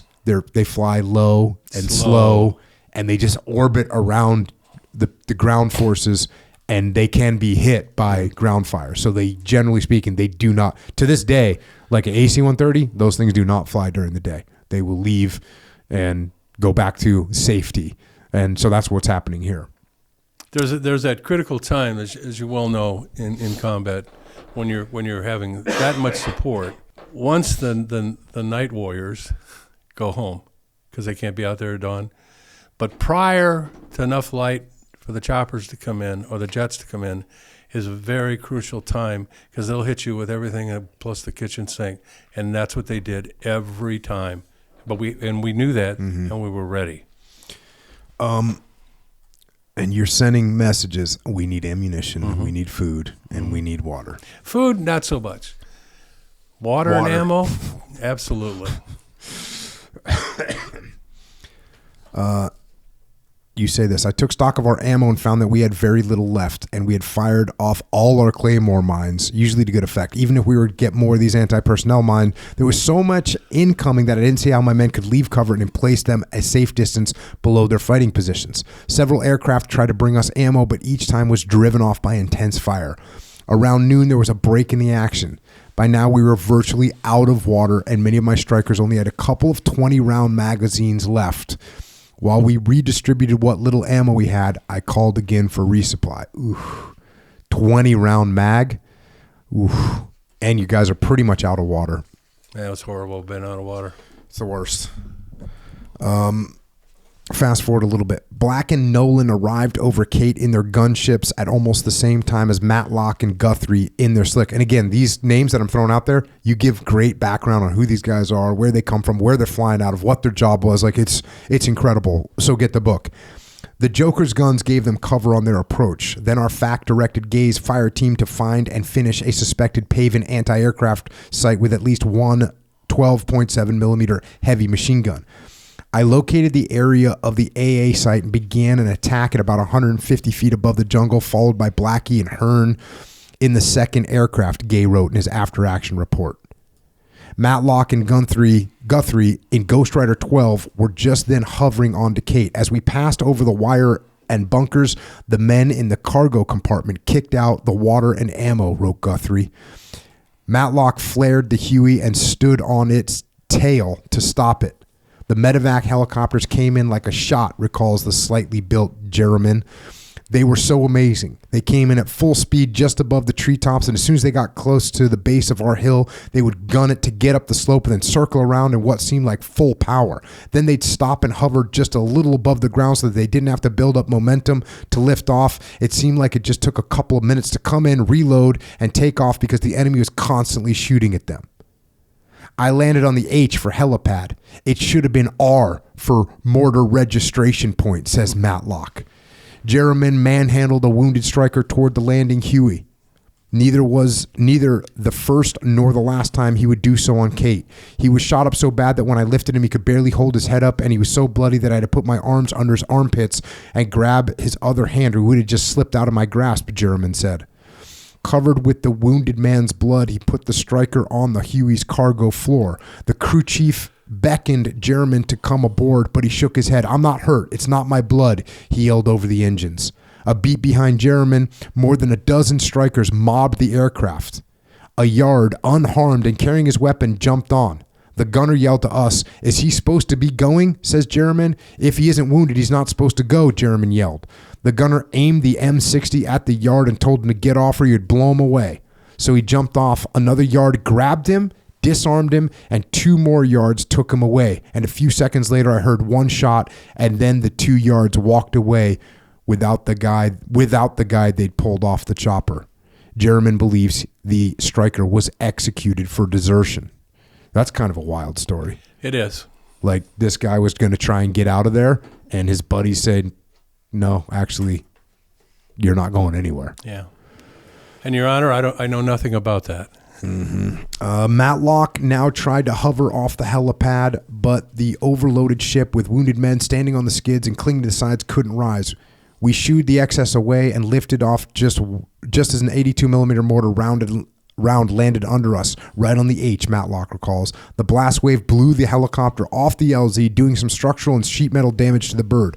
We also took a few rifle rounds coming out. In fact, the mortar's steel tail fins were driven almost completely through the aircraft's hardened aluminum fuselage. Working to Kate's north, Gay had made several passes each time, followed by Black and Hearn, all firing rockets at the Paven machine guns. As I turned behind Blackie, I observed AA fire, ground fire from a second 12.7mm gun hidden about 90 degrees from the first one, Gay recalls. It was a flak trap. The second gun had remained silent and hidden until the first gun had lured a gunship into range.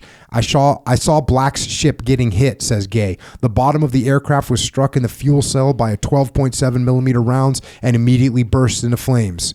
I called immediately, 8-5, this is 7-3, you're on fire, you need to put it down. Both aircraft were so low they couldn't see very far. Black replied, "Where's the field?" Before Gay could respond, the stricken Huey's tail boom separated from its fuselage, and the ship flipped upside down, plunging 50 feet into the jungle and exploding on contact with the ground. The aircraft was so close that I felt the blast's intense heat on my face and arms, a spectacle that haunts me to this day. As the reality of what I had just witnessed sunk in, I felt hollow. Fighting nausea, I struggled to focus my attention on the multitude of other urgent issues confronting me. Where would the next ground attack come from? Did I have enough men to hold the flank? Enough ammo? Meanwhile, Matlock and Gun 3 were fighting gravity and blast damage, nursing their overloaded Huey up from the trees and out of small arms range. To them and to many on Kate, it appeared that Joker 8-5 had been hit by an RPG. We were taking off to the west and they just crashed into the jungle to the north of our flight path. As we passed over the wreckage, I saw Paven troops shooting into the cockpit. Gay began to circle the flaming wreckage, but immediately came under heavy fire. The FAC ordered him to leave the area. I thought about mounting a rescue for any survivors. After a few seconds, I realized that no one could have lived through that explosion, and that would have been suicide to venture among the hostiles swarming around the crash site. Every man on Kate who witnessed this horrific event was damaged in some way for the rest of his life. None of us had met these aviators, Black, Hearn, Canada, and Lott. Didn't even know their names. But they were our brothers, American soldiers who had repeatedly risked their lives for us, and they were now dead. The thought of it was overwhelming. Even now, thinking about it is painful.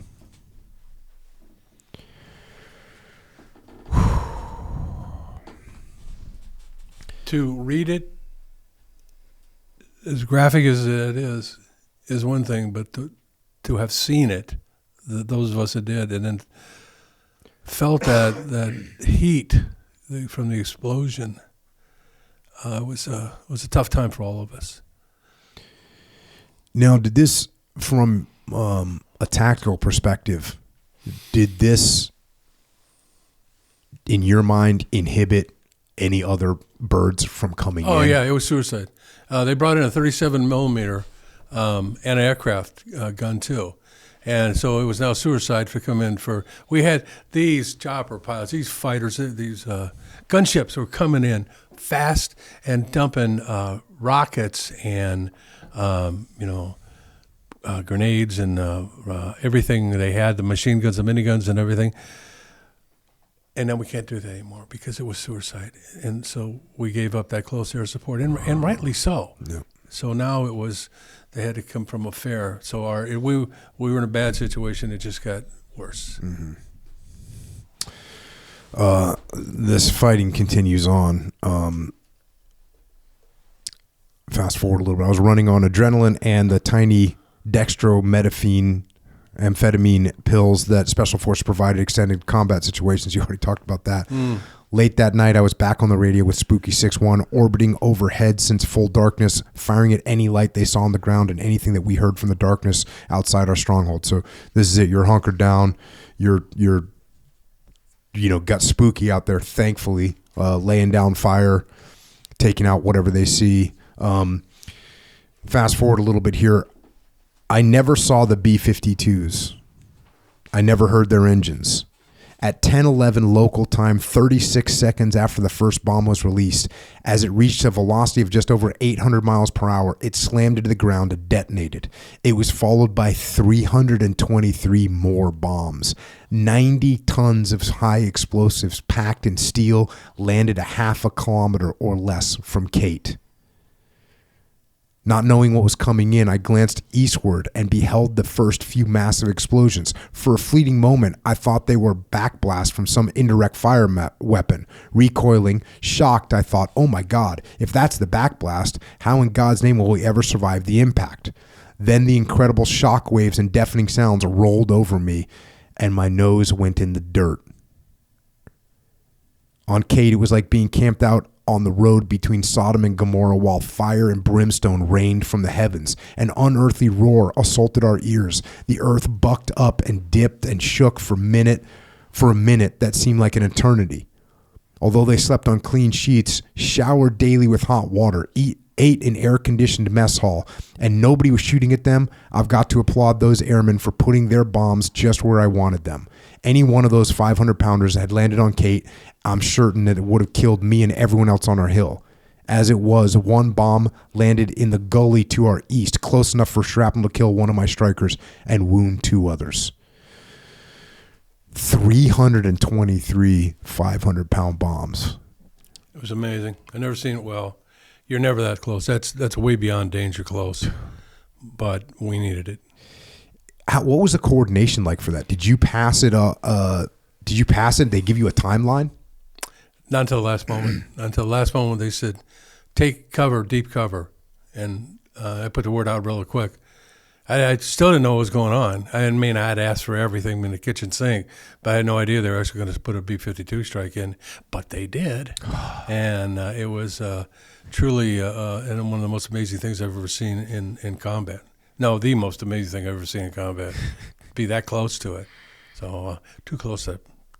Yeah. But it had to be. So it was that 10 minutes after the devastation of the B-52 strike, the shitstorm battering Kate resumed. Rockets, mortars, recoilless rifles, small arm fire smashed Kate from every direction. So even after that massive... What happened, and I found out this after the war, is a lot of those they launch out of the Philippines, and they fly in a certain direction. And those Russian trawlers that are out there in the ocean, they tracked them.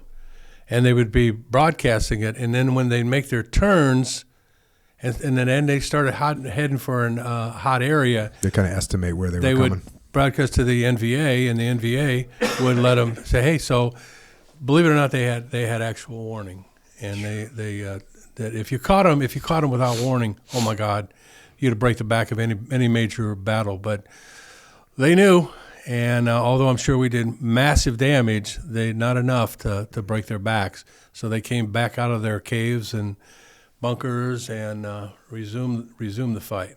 I was a bit disappointed. Yeah, it is always crazy how what we think is going to like totally decimate the enemy. When you look at the island campaigns over in the Pacific theater, like those guys the Japanese would get bombed for days. Yeah. And the Marines be thinking, oh, there's no way anyone would survive that. And sure enough, they're just dug into caves.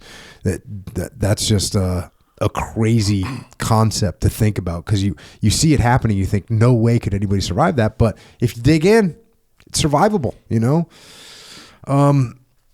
You say here, our last functioning howitzer, the 105, took its second direct hit from a recoilless rifle and was finally knocked out.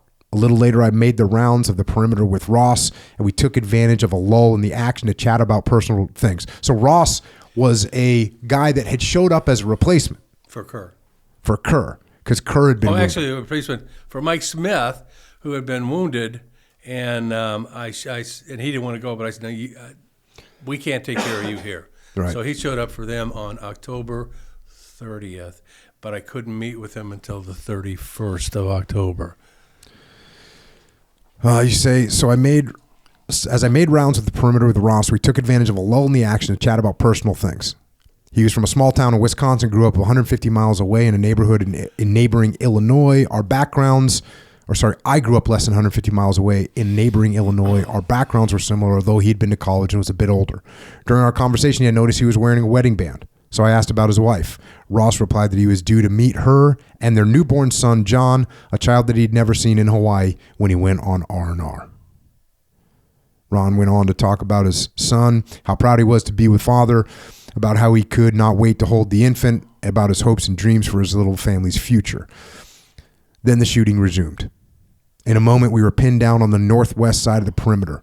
We were safe for that moment, but I couldn't run the show from there. When things slowed down around 11:20, and after a few minutes with only occasional incoming, I decided we had to risk moving. We were high on the military crest. As soon as we stood and moved to the top, we'd be silhouetted against the sky. I pointed out the sandbagged command bunker and told Ross that was where we were headed. I described its L-shaped entrance and blast wall in front to protect it from near misses of flying explosives. I told Ross, we're going to run to that bunker. When you get there, enter from that side. Ross nodded his head to show that he understood. There's no point in giving them two targets, I continued. I'll go first. Let me get to cover behind the blast wall before you follow. Understand? Got it? Ross nodded again. I got it. It was 50 or 60 feet to the bunker, the first part uphill, but altogether no more than a 4-second sprint.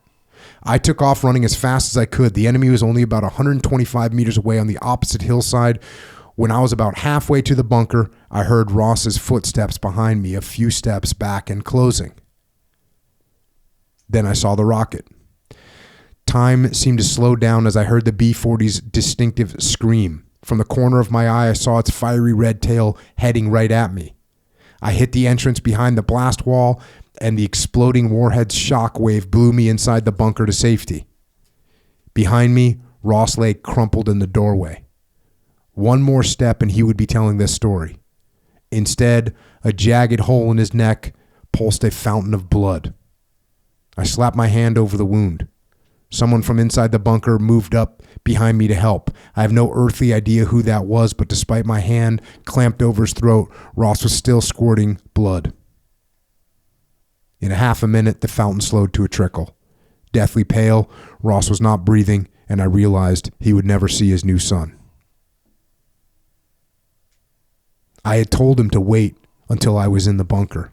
He said that he understood. Why the hell didn't he wait? I felt rotten, empty. I needed time to come to terms with his death, but I didn't even have a few minutes.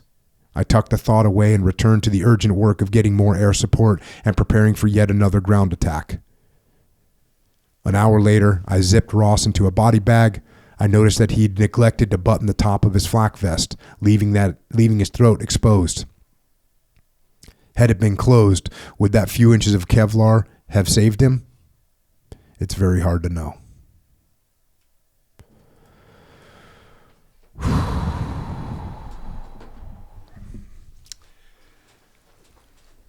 Okay. So one thing about Ross, he had the bluest eyes that I'd ever seen. And I've met Frank Sinatra. And when I held him in my arms, those beautiful blue eyes, just you could see the life drain out of him.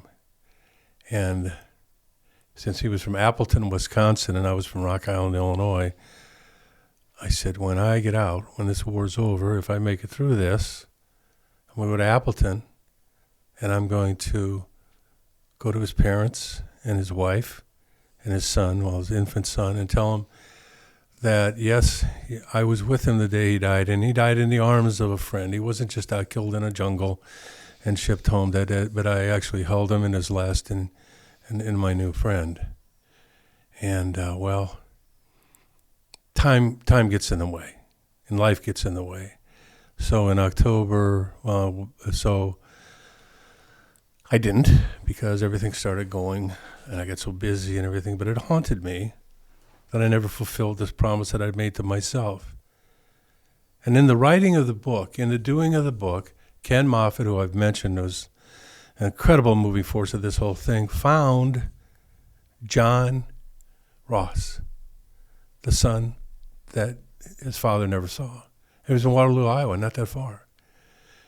He knew nothing about his father because his mother was devastated. His grandparents would never, ever talk about him, which they wouldn't allow to bring it up. They were beyond grief. So the First Army in Rock Island, Illinois, when they got wind of this thing, they had a special ceremony, and we brought John in, and they presented him with the flags and Purple Heart and whatever appropriate medals, and actually some of the guys from Kate spoke. But prior to going to the ceremony, I sat down with him in my living room with my wife, Mary, and his wife, and I told him what had happened. But as I looked into his eyes, there it was again, the bluest eyes you could ever see. There I was back again talking to Ron. And I told him about it, and he had no idea what had happened to his father. No one wanted to talk about it. So that circle of my life closed. And we went to the ceremony, and he was presented and told about his father. So to me, I came to peace with a very important thing that I had failed to do, but I finally did do it. And that is not in the book because it happened after the book.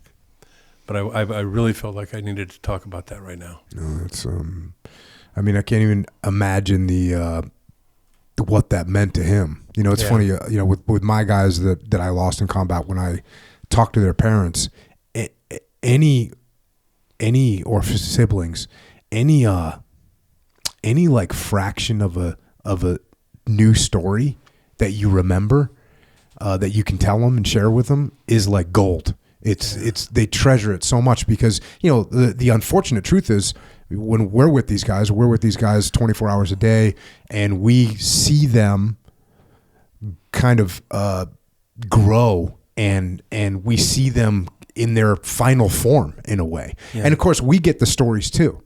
You know, we get stories about them when they were kids, and it kind of completes our understanding. And that's that we treasure that as well. But you can see, you know, sharing with the parents, you know, some silly little thing that they did or said or whatever the case may be, they just relish it so much. And I can't even imagine for him not knowing anything that had happened, just to be able to understand what had occurred and what that meant. That's incredible service to him, both the son and the dad. To be able to connect them. Oh, the parents together. The parents were long gone. Yeah.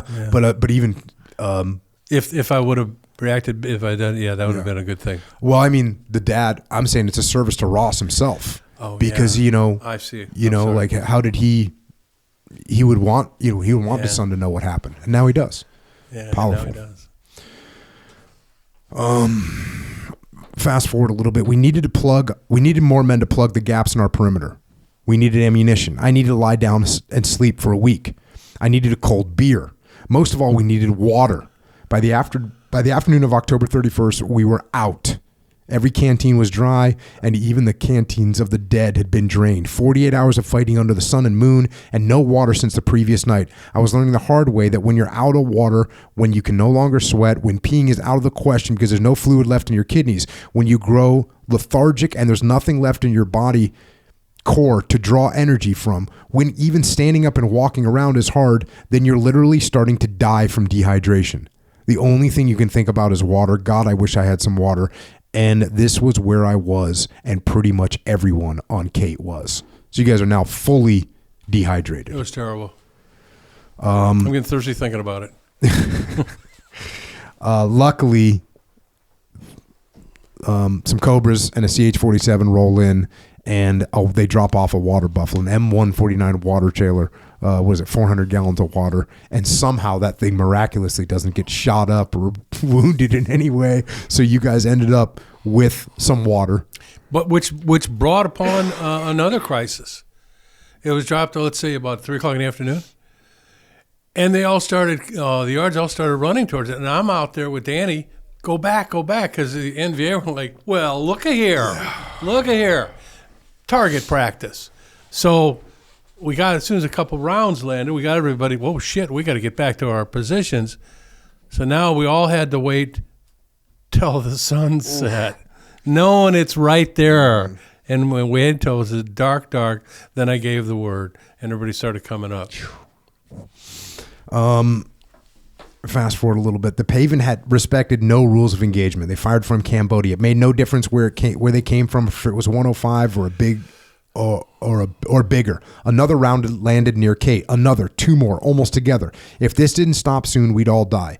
Our defenses simply could not take a direct hit from that kind of artillery and survive. I screamed actually, for Major Latin to call in the fast movers to silence those guns. And again, this is guns that you're looking at on the map. They're in Cambodia. Yes. He flew northwest, circling low over the Vietnam side of the international border. After a few minutes, he called back. Can't do it, Hawk, he said. And that's your call sign. Can't do it, Hawk. They're on the other side of the fence. I got back on the radio and told Latin in no uncertain words that I didn't care where they were.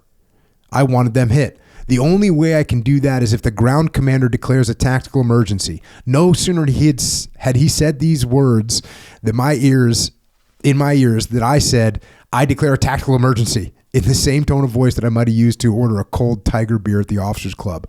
Roger, returned Latin. The next thing I knew, the fast movers were screaming eastward to bomb the bollocks out of Camp La Roland.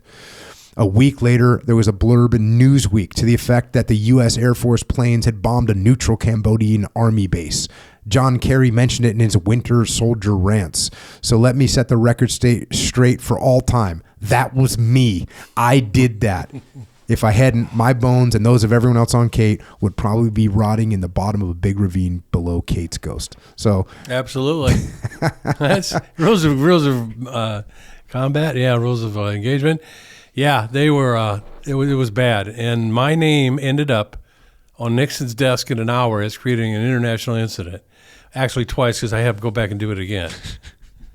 Yeah. Did they give you any static on round 2? You know what? No, they didn't. They didn't give me any static from round 1. Mm-hmm. They just, it was what it was, and they had it was a Cambodian army base, and they had just taken it over. So we had 2 infantry divisions, regiments against us. So that's 4,000 or 5,000, and plus the artillery regiment that was staying over there. They were come loaded for bear. And an interesting fact about this: one of the infantry regiments, it was the 28th and the 66th. The 66th, Ho Chi Minh's finest. That's the same one Hal Moore fought, and we were soldiers once in the Ia Drang Valley in 1965. So they were hardcore, maybe the best they had. And they fought like it was the best they had. I'm going to fast forward a little bit here. We get into some, guys are reaching their breaking point. You say here, Hopkins lost it. He was a very brave man, a good soldier. He had done as much as he can to defend our little corner of hell. The fact is, however, that under prolonged combat, every man can be broken. There's no shame in it. Hopkins had reached his breaking point and couldn't take it anymore. He began screaming. I said, this is bullshit. You get me the fuck out of here. This is bullshit. If my country's not willing to protect me, you can get me the hell out of here. Our medic, Doc, had been in the corner watching and listening. He moved over to Hopkins, repeating his name in a soothing voice. He gave him an injection of some kind, something to calm him, and in a few minutes, Hopkins was asleep. I called for medevac. I still had to get Red Caldwell out as well, but it would be a long time before anything that didn't explode or ricochet could land on Kate. Not every artilleryman in our small garrison was actively involved in our defense. A couple more senior non-coms, and I am reliably told, remained undercover during every firefight. One PFC, he should be very glad that I never got his name, was sent to load wounded men on a chopper. When the medevac took off, he was on it. So some guys, I mean that. Hackworth in About Face, he talks about men are vessels. Yep. And once in combat, that vessel's full. That's it. Yep. And every man's vessel is a different size. Ken Hopkins fought like a banshee. Him and Nelson Kuhn and a couple of these other guys, they were artillerymen, but they took up the infantry banner. And when we would get penetrations in the wire, they'd come in.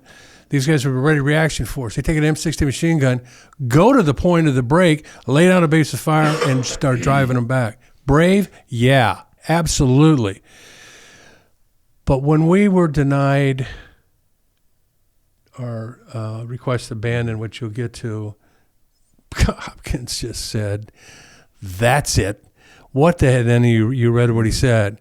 A brave man, but his vessel was filled, and that can spread. So best we sedate him, and I didn't call the chopper in just for him. There was other wounded, but I put him on that chopper because you know how panic can spread, and it's like somebody said, it's like the common cold. Yeah. Yeah, you say, I pulled my other go-to guys, including Kuhn and German and a few other artillerymen who had been active in our defense, into the FTC. As I told them what was going on and shared my assessment of our situation, I also explained the very real hope that the Mike Force would get us out. So this is stuff your organization, again, it's get the book. It explains so well what it's like being in combat, like all these little details that people, you don't show that in the movies, like how hard it is to get these things to happen. But you explain it in the book. You've got this Mike Force. You're trying to get them to come and help you. As I spoke, I looked around the dim, crowded room, peering at their dirty, stubbled faces. There was hardly water enough to drink, let alone wash or shave.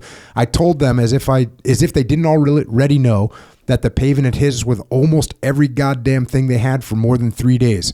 We had bled and we had died, but we held our hilltops still. As I spoke, updating our situation, I studied their faces. One man, if I ever knew it, I can no longer recall his name, was hunched over, cradling his jaw, looking very much like the famous Rodin sculpture, almost a living The Thinker. I looked into their bloodshot eyes, and I said, listen, we're all under some heavy-duty pressure here, boys, and we got to watch out for each other. Just then I saw The Thinker tremble, a tiny movement. In seconds, he was visibly shaking violently. Then he broke down, muttering, I'm sorry, I just can't take it anymore. He began to weep, and I could see how strongly this affected all of us, how it created an even more intense bond between us. I told him, hey, it's all right, man, it's all right. After a little while, Doc came in and sedated him as well. In 1969, I had yet to start college. I didn't know much was then known about what we now call post-traumatic stress disorder. In Vietnam, we called it combat fatigue or battle fatigue. Our forefathers' generation called it shell shock. All the same thing. I didn't need a degree in psychology to understand what had happened to these men. Lord have mercy, I knew what we'd been through, what we still were going through. I never ever felt anything but sympathy and brotherhood for these guys. And even though we were now desperately shorthanded, they had to be evacuated. I'd rather go into battle with 5 men I can depend on with my life than 100 that I can't be sure of. That's a tough call to make. But yeah, you got these guys that are freaking out. There's no point in keeping them there. No. Fast forward a little bit. In the dark hours of the early morning of November 1st, I received a coded message from A236, Detachment B-20 of the 2 Corps Mobile Strike Force, headquartered in Pleiku, but then at Bu Prang, would mount the operation to come to our assistance. Well, before that, so I had requested, I said, we need boots on the ground. If I'm going to hold this, and I will, I need boots on the ground. So the request went forward. And I went to see to headquarters, and the 4th Infantry Division was about 100 clicks north. There was just 10,000 men, hardcore fighters. And to our to our east was the 23rd ARVN, South Vietnamese Army, 10,000 infantry. So the request went, and the 4th would have come. Oh, yeah. I mean, we found them. Come and help us out. But they said, no, stand down. Nixon was turning the war over to Vietnamization. We're letting the Vietnamese take over the battle, the fights.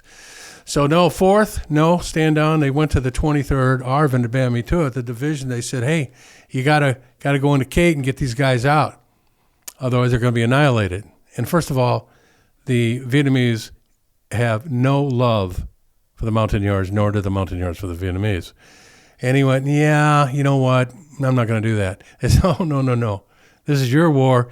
This is a battle. This is the perfect time. You got to go in and get those guys out. And he goes, yeah, I don't, and I won't, and I'm not. I have to stay here because when they're done there, they may come here, and I got to defend this. So nobody's going anywhere, and nobody blinks. That's when the 2-Corps Mike Force said, well, fuck this. We're going in. And, you say my trooping spirit soared. Obviously, my Special Forces brothers were coming to help us in our dire time of need.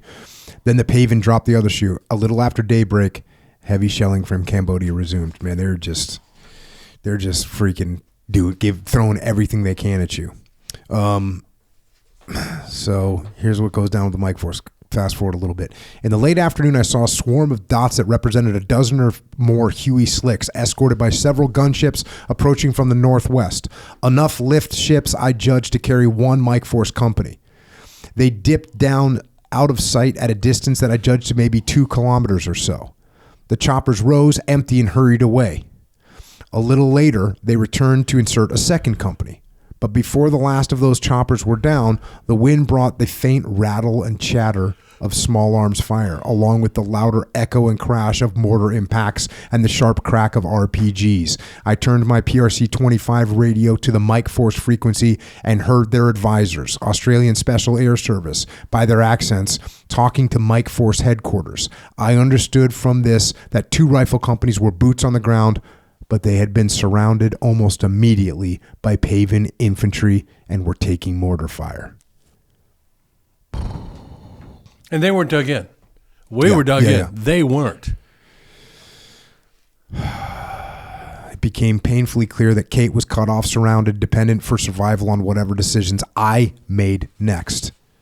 There would be neither rescue nor reinforcements anytime soon. For the first time since I arrived on Kate, I began to consider abandoning the hill. Do not misunderstand me. I'd come here to fight. My Montagnard strikers had come to fight and had done so individually and collectively with great distinction. Some of the artillerymen had joined them and had acquitted themselves well, inspiring one another with their valor no less than they inspired the strikers. No matter how tough things got, I never considered anything except finding a way to hang on.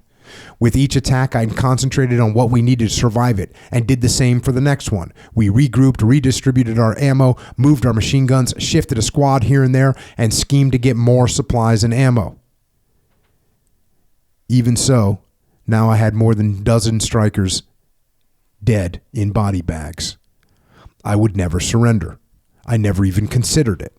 But now our artillery pieces had taken so many direct hits that they were little more than scrap metal. We were defending an impact area, nothing more. Again, ammo was dangerously low. The water buffalo had been emptied, and our water supply dwindled to what remained in our canteens. Any chopper pilot bold enough to try resupplying us stood a better than even chance of being blown out of the sky. I had to begin thinking about if and how we could safely abandon Kate. Right on cue, the leaders of the Indige force came to tell me that they were leaving. They had discussed it among themselves and agreed that Kate could no longer be defended and that we would very soon be overrun. After talking to Smith and Zollner, I went to see the Montagnard leaders. Through an interpreter, fighting through the language barrier, I told them that they were right, that it was time to leave, but that we should leave with air cover. We should wait until full darkness. We should leave altogether.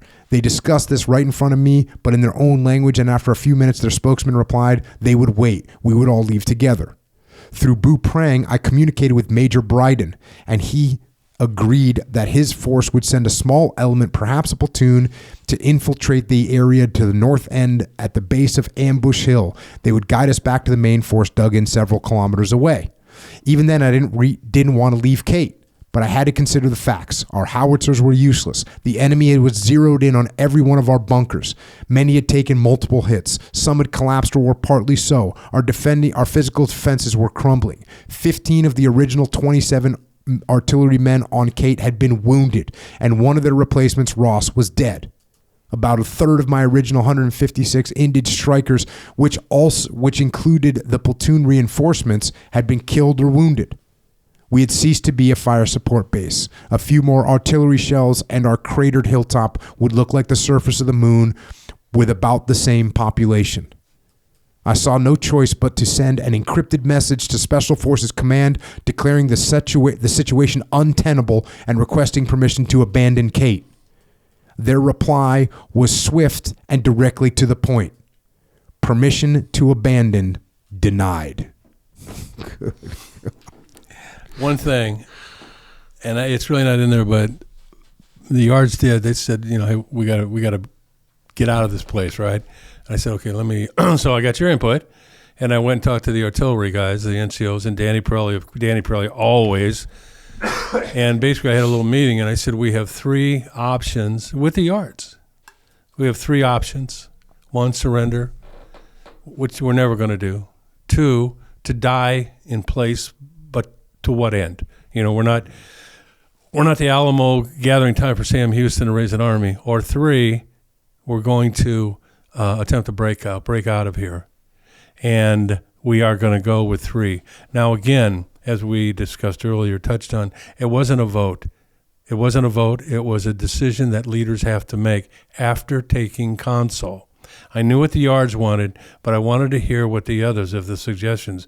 And once that was made, once they had their input, then the decision was firmed up and made. And it had to be made by me because I was in command. I was the leader. Rise or fall, good or bad, all annihilated on the hill going out, it was all on me. And as that's what a leader does, and that. And it's an awesome responsibility, but that's what you're trained for. Yeah, and after this many days and this many wounded guys and no guns available and no support available and no resupply available, this is worst case scenario. And I think, what was good, and this is a classic thing, I tell people all the time, if you want people to listen to you, you got to listen to them. Yes. And so for you, if you would have said, hey, Montagnards, we're staying until tonight, they might have said, oh, actually, we're out of here. Yeah. But you listen to what they had to say, and you presented your case, and now you get, when you listen to people, they listen to you as well. And you start explaining, listen, you can leave right now, but tonight we're going to have gunships overhead, and they're going to lay down awesome fire. We're going to be able to maneuver together. So you explain those things together to them, and then they understand your position, and they recognize that the best decision is the one that you're presenting. Option 3, let's stick together and leave as a unit. It was not an ultimatum by any means. Yep. It was more like, hey, we got to get out of there. There's no hope left. We all want to leave. We want to leave now. It was by no means a demand. Yep. But it just happened to be, I'm thinking the same thing. We're on our own. We're 100% on our own. If anything's going to happen, it's going to happen here. The cavalry is not going to ride in and get us out of this one. Yep. That's actually, now I think back to the conversation that you had with them. You actually start off with one of the best leadership moves to start this conversation. They present their case, and you say, you guys are right. They think, we got to get out of here. And you go, you guys are right. And they go, okay, so he's on our side. As opposed to like, no, we shouldn't leave. It's like a little subtle thing that you did as a 21-year-old out there in the field, your first time in combat. Like, that's the kind of leadership where people go, oh, okay, that makes sense. You present your case to me, and I tell you, you're right. I agree with you. how can we do it best? And that's just a black belt chess move to make that happen and get them on board, because these guys are near me. I mean, I don't know, maybe I'm in my own mind, but this could be a mutiny situation, right? I suppose it could have been. If they didn't respect you, yeah. Like let's say you didn't run down and grab their wounded point man. Let's say instead you sent 2 guys down there, or you left them behind. Then their respect goes down a little bit. Let's say you weren't taking risks as you're trying to reposition the perimeter.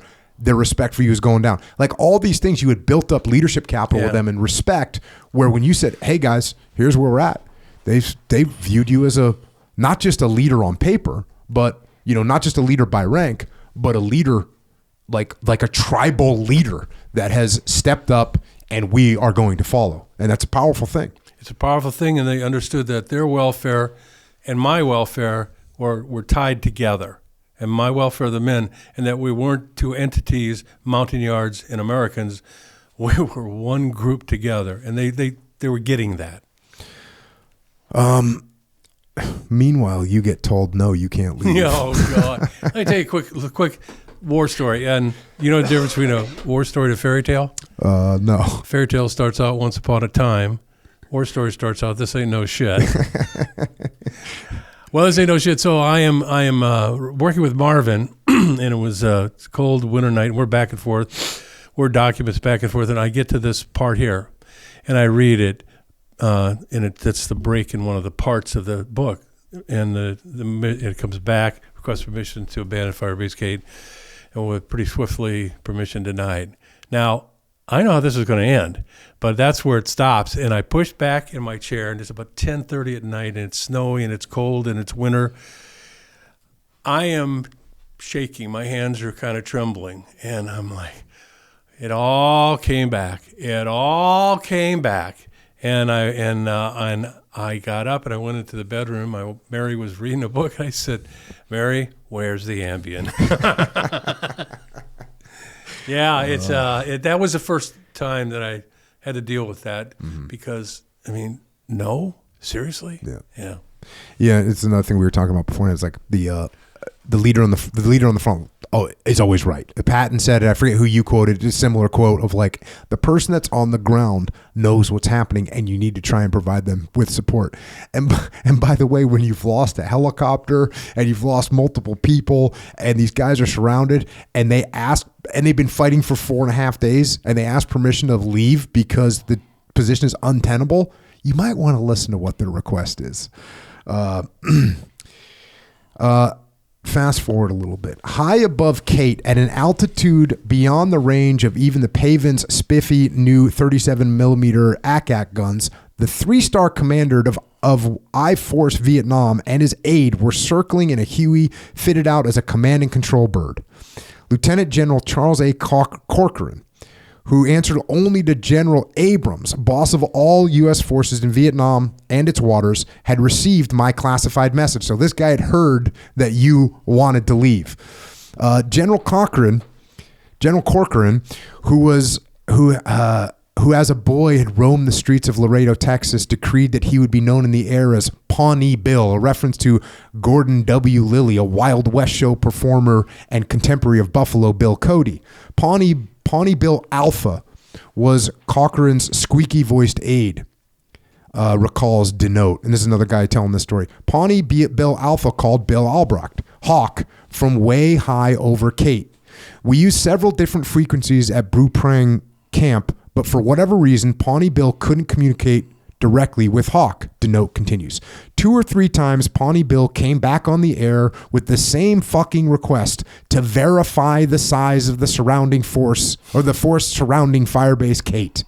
So I got on the frequency, identified myself by call sign, and said, Pawnee Bill Alpha, if you don't believe them, drop your fucking helicopter 10,000 feet and take a look for yourself. Out. And the Rocco voice, Denote. What a guy. What a stud. Yeah. And the voice that came back, a voice that sounded like God, said, this is Pawnee Bill. Roger, copy, out. Somebody in the radio bunker said, you fucked up. I said, what are they going to do? Relieve me and send me to the Nha Trang so I can surf and eat the Dairy Queen? Shortly after that exchange, the order was given for Firebase Kate to execute and escape an invasion. That's freaking an insane story. The fact that this 3-star was above you and happened to know what was going on. And then, of course, he's asking you to verify the number of forces. And the radio man says, come see for yourself, motherfucker. Well, two things. Number one, they were all continually asking us for BDA, bomb damage, so how many people we killed. Yep. And that was insane. The second thing was in Vietnam, at that particular time, countrywide, there was nothing else going on of any note. Nothing of any note. This is where the NVA had all their forces. And that is why he was up there. Other than that, you never see a 3-star venture out. And he was God. Yeah. So you guys get the permission that you need. Fast forward a little bit. I gathered everyone together, strikers and artillerymen in the vicinity of Kate's north end, the only slope that could easily be traversed, the one from which we had taken the least amount of enemy fire. It was dark and the sky was clear. Slightly more than a half moon would rise at about 2300 hours. By then, I wanted to be long gone. We got busy with preparations to move through our own wire and then through enemy lines. In my heart of hearts, however, I believed that we were merely dead men walking. I didn't see how it would be possible to evade the thousands of Pavan troops roaming the hills and valleys surrounding Kate. I kept such thoughts to myself as I circulated among the artillerymen, telling them how we would join up with the Mike force near the bottom of Ambush Hill, that everything was under control, that if we stuck together and didn't panic, we'd all be fine. After I explained our situation, I told everyone what to do to prepare to escape Kate and evade the enemy. Whew. So you got 100 and something, 30 or 40 Montagnards left. Yeah. You got these artillerymen who are not infantrymen. Yeah. They ain't been through the jungle school. They ain't been out practicing patrolling. They're going to do the best they can, but this is not the force you choose to go on this operation with. Well, you got to go to war with the RB you got. And meanwhile, you're entirely surrounded. The whole place is crawling with these North Vietnamese troops. This is a bad situation. Couldn't be any worse. And couldn't be. But yet again, it did get worse. I had Pirelli and some of the artillery guys to finish the howitzers with thermite grenades, devices that burn white hot, generating enough concentrated heat to melt the barrel's hardened steel. Cannoneers call this spiking a tube. Apparently, this is a rarely used procedure. So they take thermite grenades and put them into the artillery to ruin them. Yeah, just in case. Yep. Just in case they could ever rehab them. But this is a dire situation. Like this, like you say, it doesn't happen very often. Yeah, because we don't get overrun very often as Americans. We also use thermite on the artillery units, heavy communications equipment, the useless 50 cal machine gun, the FADAC computer, the generators, and all the documents. I decided it would be hard enough to get everybody off Kate in one piece and then survive a night march of several miles at least through trackless triple canopy jungle. It would become impossible with the added burden of carrying our dead. It was unfortunate, but I decided that the needs of the living outweighed the respect and courtesies of our our departed comrades. We would have to leave the dozen or so dead strikers stacked on Kate's helipad. Let me say something about that. The dead you take with, if you can. The wounded you never leave without them. Mm-hmm. But you see, the dead are going to be just as dead tomorrow, and there's a good chance you can live through it. Mm-hmm. As much as I would want to, it becomes impossible. And even when we lost a very good friend of mine, Rich McDonald, 4th Battalion Commander, Danny Little went down, American, at Dak Siang. And the Yards came back carrying his rifle, and they said he got stitched from one end to the other, part of his head, and he's dead. But they're Mountain Yards. They're not Americans that saw him fall, and they fought. They couldn't bring him back. He was too big, too. Mm-hmm. Rich mounted a tremendous counterattack to get back and recover Danny's body. And it was brutal. And he started taking casualties. And he had to pull back. Because you don't take casualties or get somebody killed to recover a dead body. Because, as I said, they're going to be just as dead tomorrow as they are today. Mm-hmm. And it's a wonderful thought. But when you start losing people for that will not happen. Yeah. Yeah, and they don't want you to take that risk for their body. Your friends do not want you to lose more guys to recover their body. Leave me. Leave me. And that's what everybody's attitude is. Yeah. Not still. I mean, definitely a very harrowing decision that you have to make. It's not what we want to do, but in a situation like this, you have to make decisions. Again, this is leadership. Fast forward a little bit, and you go through the preparation and stuff, and then I gave the order, and we moved out. Well, go ahead. To actually move, there was one piece in there, a seminal moment of the whole thing. We were hovered on the north side of the hill of Kate. It was so dark, and it was quiet. I have everybody, and now for the first time, I'm not doing anything. Spooky's coming in because Spooky's supposed to come in, and they're going to spray in front of us. And I thought, this is good. They're going to be out about 100 yards ahead of us spraying, and we're going to be walking behind this wall of steel. Spooky's on there. I'm waiting for it to come on. Hey, Hawk, remind me how to got my call sign. Hey, Hawk, this is Spooky 58. Hey, I got a little problem here with mechanical. I got to go back, but don't worry. We got a second Spooky coming. Oh, I got to wait longer. We're ready to go. We're ready to go. And Moon's coming up at 2300, so you got that coming too. Yeah. I call Spooky. Where are you? Hey, Hawk. This is Spooky 56. Hey, got some engine problems. We got to go back to Fan Ring, but don't worry, another one's coming. Well, Hawk is worried now. Okay. This is the third one they're sending out, and it's getting really bad. And I'm waiting for the third one, and I mean, guys are going around saying, "Hey, if I get out of this, tell my mother this or my wife this," and they're saying their final goodbyes. We are so scared. We are scared now. For the first time I am so scared. I'm not doing anything now but waiting to take action. And I got on that microphone, that Brick 25 mic, and I depressed it, and I called Spooky 41, Spooky 41 Hawk. Empty air. Spooky 41 had a whisper. Hawk, over? Nothing. And I had comms with him before, and I looked at my radio operator, Tex, artillery guy, and I said, "This damn radio's broke." And he goes, "Sir, you got to release the push-to-talk switch." And I looked down on my hand, and my knuckles in my hand were white. I was so scared I had pressed down on that and to speak and forgot to release it so I could receive.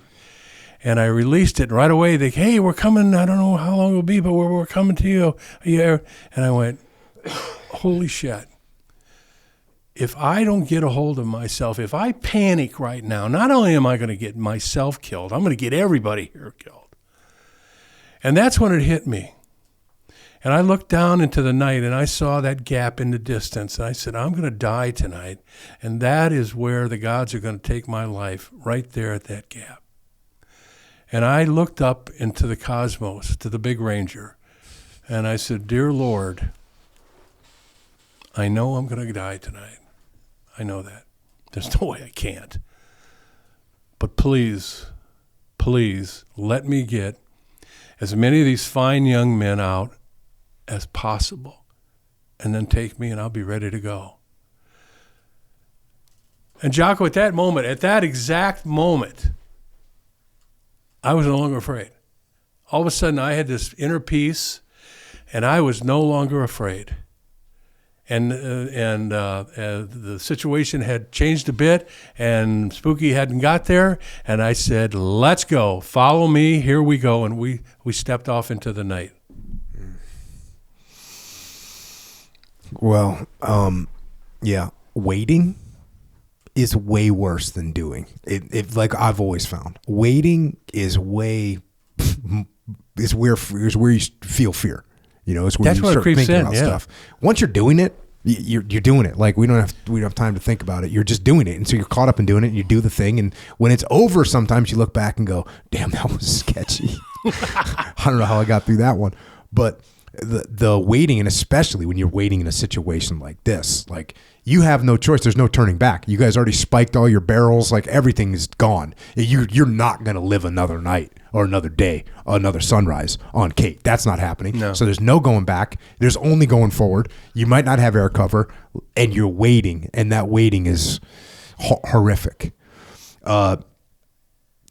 The call sign Hawk. That was like an evolution that kind of became Hawk, right? How'd that happen? Well, because the Asian NVA they'd have good English speakers and everything, and they'd monitor our nets and sometimes interfere with them, send false messages. So they'd take ridiculous call signs. Like my first call sign going out there at Kate was Chicken Wolf. And there was Dashing Lancer and all these just crazy things they put together. You know what I'm talking about. And I am day 2. I'm in fighting position, and I'm talking to the forward air controller. And Walter One says, "Hey, I got to go refuel, but don't worry, I got a guy coming. He'll be in a couple minutes. He's coming right behind me."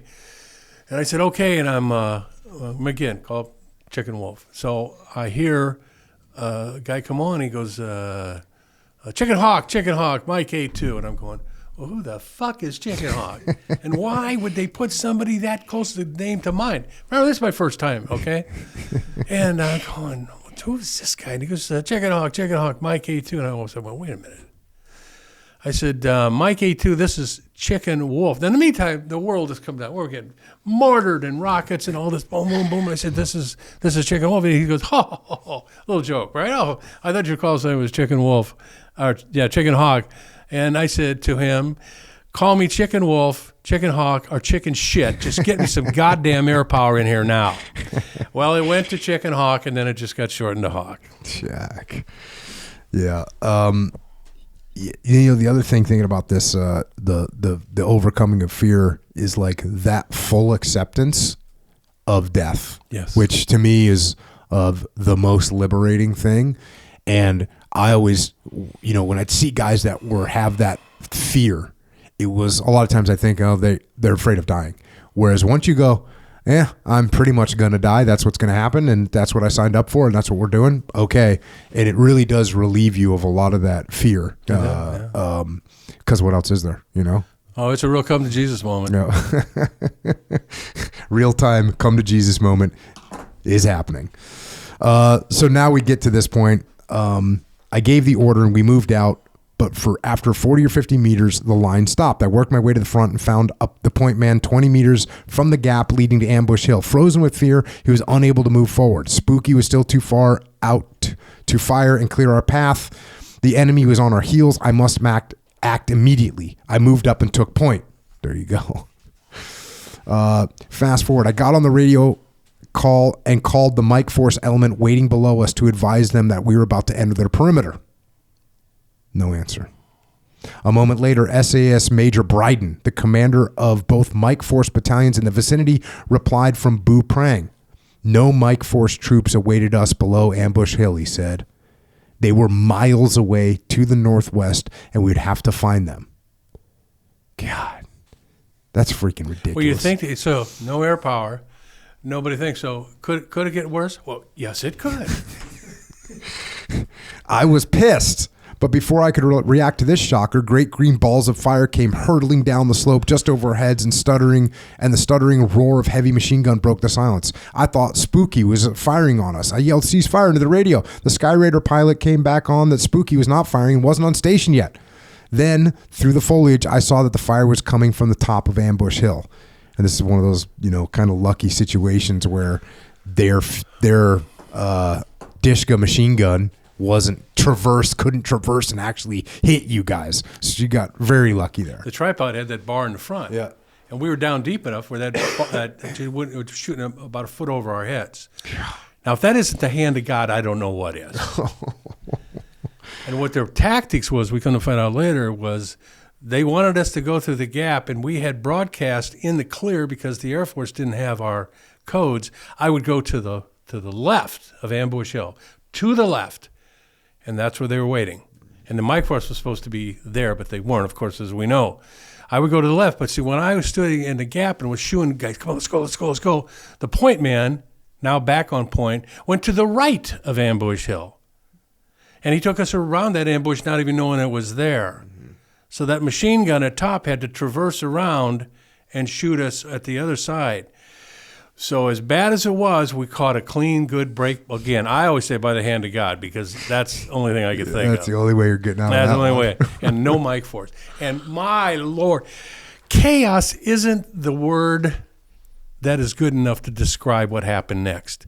Because I am putting them in 150 guys into the jungle single file, into this horrible wooded jungle at night. And I put him in, let's go, let's go, let's go. And then the firefight breaks out. And we return fire. We're now in a battle with this guy. And I'm still trying to get in there, and there is no silence. And, God, let's go this way. Come here, I'm in the jungle. Danny's kicking him in the ass in the rear. And we get him in there. And by God, we did get him in there. And, of course, that's when I found out there's no mic force to link up to. Okay, good, fine, let's go. And we get away, and I got him in a single file. And I went back to the lieutenants and the yards. Do we have everybody? Oh, yeah. Are you sure? Yeah. Off we go. I have a red filtered flashlight, a map, and a compass. And just echo Charles, have you ever been on a patrol at night in the thick jungle? Me, no. Okay. I have not. Well, let me tell you something. Having a squad of 8 guys going through the jungle is like really hard to control. You literally can't see like the hand in front of your face. Mm-hmm. Having like 20 guys, it starts to turn into, hey, like this is just, I can barely even know what's going on right now. Mm-hmm. So now when you're talking about 150 guys with a language barrier, by the way, mm-hmm. like this isn't, you think about the language, you don't think much of it, but that language barrier, we work with Iraqi soldiers, like you can't say move left or move right. Like that's, when you said that, when I read that in the book, I'm like, oh yeah, no surprise. We Iraqi soldiers didn't even have like words for left and right. Oh. So they didn't know. And numbers, you couldn't say like 20 or 30, not all of them, but a lot of them were uneducated. The yards are not like an educated crew of people. So you got the language barrier, and then you're just 150 people deep. You cannot explain how challenging that is. You can't explain it. It is so challenging to try and it'd be challenging to move 150 people. I'll tell you what, Echo Charles, take 150 people and get them to go from one end of a mall to the end of another mall. Right. Just try and do that. Yeah. You can barely do that. Yeah. So this is and now, by the way, we got people shooting at us with machine guns. Yeah. This is as difficult as it gets. And by the way, this whole thing is going to culminate in what I believe to be the most difficult thing to do in combat, which is link up under fire. Linking up under fire, people don't think about it. That is the hardest thing to do in combat. Trying to get 2 friendly units that don't know where each other are to link up while there's bad guys. At night. At night. It is because everyone, the possibility of blue on blue, there's so many things that can go wrong. It's a nightmare. So that's where we're at. Fast forward a little. Despite the ineffectiveness of their fire, those frightening green traces caused the men in our column to panic. Men began crashing pell-mell through the brush. I raced ahead to take lead of the main body, yelling for them to continue northward along the tree line. As I had a little earlier, I grabbed every trooper I could find and pushed him in the direction of the column behind me. Pirelli was doing the same. Then fast forward a little bit. Once I found the head of the column, I moved forward as quickly as the darkness and terrain would allow. After several minutes, I stopped to regroup and assess the situation. I still expected to link up with a might force, but was no longer sure where we were or where they were. Because that's another thing. The disorientation that you get in the jungle happens very rapidly. And because the maps and the terrain, you can't even see it. So you think I'm on this knoll, but that knoll wasn't even on the map. You just thought it was something. Or you thought it was a ravine. That ravine didn't show up anywhere. So now you're just in a ravine that's not marked anywhere in the world. And you're in it. And you think it's 3 ravines over. Like there's so many complications here. It's ridiculous. Yeah. It's horrible. Oh, man. Now, again, I'm going to fast forward. Get this book so you can understand this, how insane this is. Fast forward a little bit. I waited another few minutes, then called Mike Force again. This time they sent the coded grid coordinates of their position. I could only hope that they were as good at map reading as I thought I was. At my signal, the column resumed its slow, stealthy trek through the jungle. I navigated by compass, stopping from time to time to check the azimuth and keeping a rough count on my paces to give me some idea of how much ground we had covered. Except for an occasional glimpse of the starry sky, we were in almost total darkness. Each step I took was slow and deliberate. My boot-shod toes felt for the ground, trying to avoid a root that I might trip over or making noise crushing a twig. Fast forward. About 3 hours after leaving Kate, the moon rose, pouring cold, bright light on the jungle clearings, enough to allow me to view the terrain features and get a better feeling for our approximate location. We seemed to be close to where I had supposed we were. I altered course slightly and we moved out again, still exercising the greatest caution. Bright as the occasional clearing and small openings in the jungle canopy were, beneath the thick rainforest vegetation, it was like wearing sunglasses in a coal mine. About 2:30 or more than 6 hours after leaving Kate, we reached a point on my map that I judged to be close to the Mike Force perimeter. So you finally get there by the most awesome land navigation skills ever displayed. Oh. And if you're not going to credit a little grace of God to that one, I will do it for you. Yeah, that's right. So now you call the Mike Force guys. You ask them, hey, I can see a clearing. About an 80-yard field in front of us. Yeah, and you're like, okay, put a guy out there. And what do they say back to you? You put a guy out. So, of course, again, leadership. What do? Do you send one of your other guys out there? Do you send a yard out there? Nope. You know that it's going to be a risky thing, and you take the risk yourself. Fast forward a little bit. Feeling naked in the moonlight, my weapon slung over my shoulder, I stepped into the field, realizing as I did so that even if I was walking straight toward the Mike Force, there could also be 1,000 guns pointing at me from the jungle on either flank. I took a step forward, then another, calling as I went in parade ground voice, I'm an American. Are you the Mike Force? I repeated several times as I moved across the field. There was no answer. I kept calling and I kept walking. Finally, I reached the tree line, and there to my left, a Mike Force striker stared back at me from a foxhole. Sergeant First Class Lowell Stevens, the Mike Force ground commander, appeared from nowhere to grab my arm. Go back and get the rest of your men, he whispered. So the link up happens. Lowell Stevens, a soldier, special forces, him and the other sergeant, I can't remember his name right now. They were magnificent, and they got there and they did the best they could. They fought like banshees, and then were driven back, and they just couldn't get anybody out because of there was so many there. And we were sure fortunate to be able to link up with them. And I'm going to close out the book. Let me say one thing. Yeah. There's a quote by a turn of the century, 19 to 20 author, a poet, female, Baker. And it's stuck with me for all my years, and it's about courage. And you have to have courage. And I showed courage, and my men showed courage. But her quote was, courage is fear that has said its prayers. And that is so very true.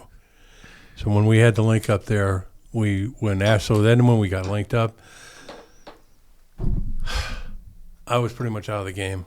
I was unbelievably exhausted mentally, physically, and the Mike Force took over. They put us in a sandwich, and they led front and back, and I just tagged along. I could hardly keep my eyes open, but that was the end of it for me almost. And I'll close out the book with this. Once we resumed our march, my exhausted mind slid into autopilot. I left everything to the Special Forces non-coms that led each Mike Force company, Sergeant First Class Stevens and Sergeant First Class Don Simmons. Yeah. Both 10-year Army veterans. Most of the remainder of the march is a blur in memory. The only thing I can recall from after the link-up and our subsequent departure was that we came out of the jungle and took a dirt road for a short distance to Camp Buprang, arriving there about 11:30 hours on November 2nd. When the camp came into sight, I was jolted into full consciousness and then infused with a fleeting moment of pride.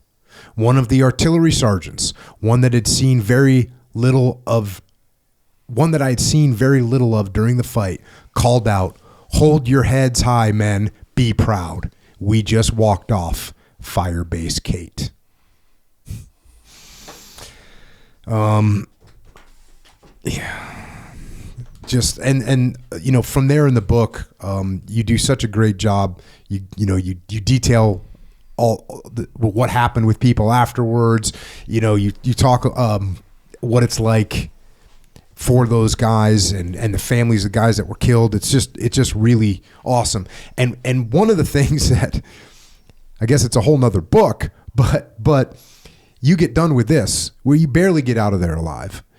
And instead of you taking a cush job somewhere, instead, and you know, you might have only passed that officer candidate school test by 1 point, and we might know why, because instead of taking a cush job, you say, no, I actually want to volunteer to go work with Mike Force. Well, there's a story behind that too. Let's go.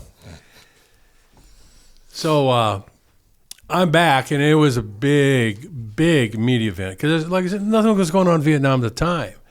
And here you have these guys who are totally surrounded, and 150 of them get out.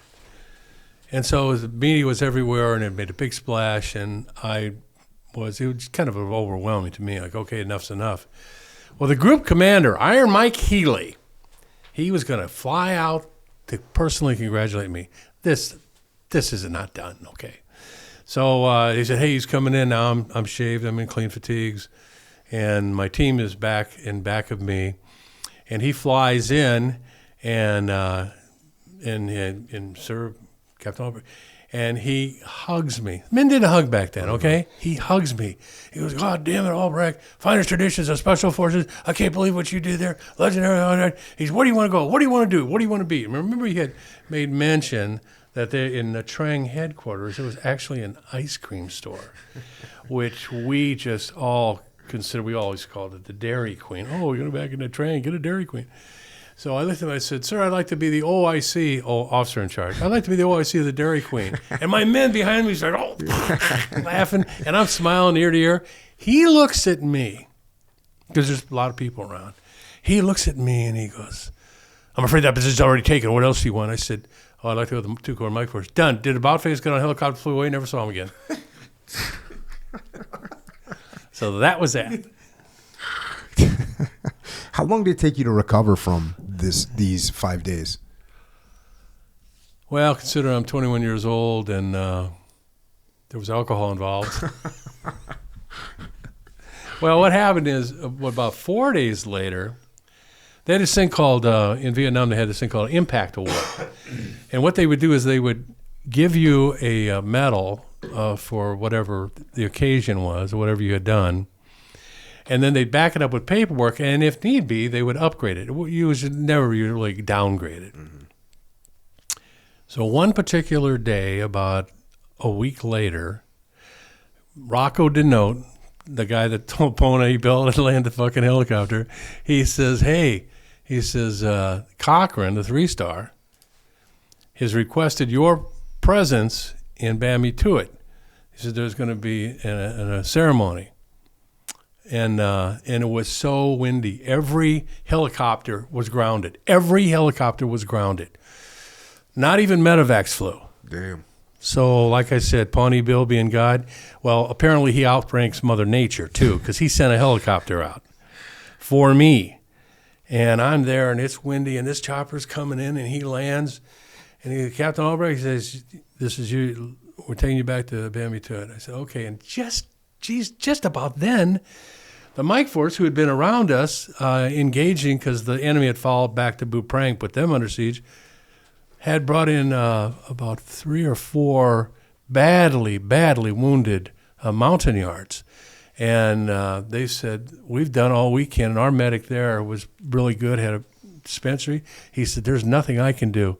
And they said, if we don't get these guys to the hospital, they're going to die. And so the Mike Force guy, and I don't remember who he was, says, can we use your helicopter? I looked at pilots. I said, can we use this and go to the helicopter first? I said, sir, this is your helicopter. And I said, let me see. Go back to an awards ceremony or 4 guys die. I'll tell you what, load them up. And here we go. And we flew back, and we got them to the area hospital. And I think one did expire, but 3 of them were alive when they got them in, and I think they did recover. But then when I got to the award ceremony, just in time to see the general's helicopter fly away, and the guys are coming out going, the artillery guys, the Americans, where the hell were you in Pearlie? I said, I got held up, and they said, oh yeah, the general was waiting for you, and then got pissed off and flew away. They said they had an award for you, and I went, I'm sure it'll catch up with me. Well, it did in 2012, but that's another story. So we all went out, all of us, enlisted, officers, sergeants, NCOs, whatever, got drunk right there in somebody's bunker, and that was a good damn night. Medal or no medal, that was a good way tonight.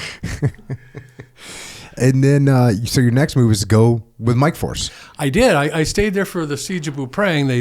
The same group followed the 66th and 28th. And they followed us back to Beauprang, and they put Beauprang under siege. But they had significantly been weakened. We knocked out about 20% of their strength with all those airstrikes. So they were significantly weakened. But it was a pretty good one. They did some ground attacks. And, oh, my God, at Kate, they would come out of the jungle. Hundreds of them would come out. A chopper pilot said later that he was up there watching at Kate when in between strikes. And he said it looked like ants. Oh, it was when they were going to drop the B-52s. Mm-hmm. And everybody had to back off. He said there hundreds of them came out. It looked like ants crawling up a hill, hundreds of black ants. So they came into Beauprang and they laid siege to us, but we held good. We never really were in a critical moment of anything. Mm-hmm. So we were able to repel them there. How long did that last for? That lasted from got back there November 2nd to right about a week before Christmas, maybe 10 days. So it was pretty long. Yeah. But you had water. And you had ammunition. And ammunition. And overhead cover. And had everything you could possibly want. We had artillery. We had all the stuff.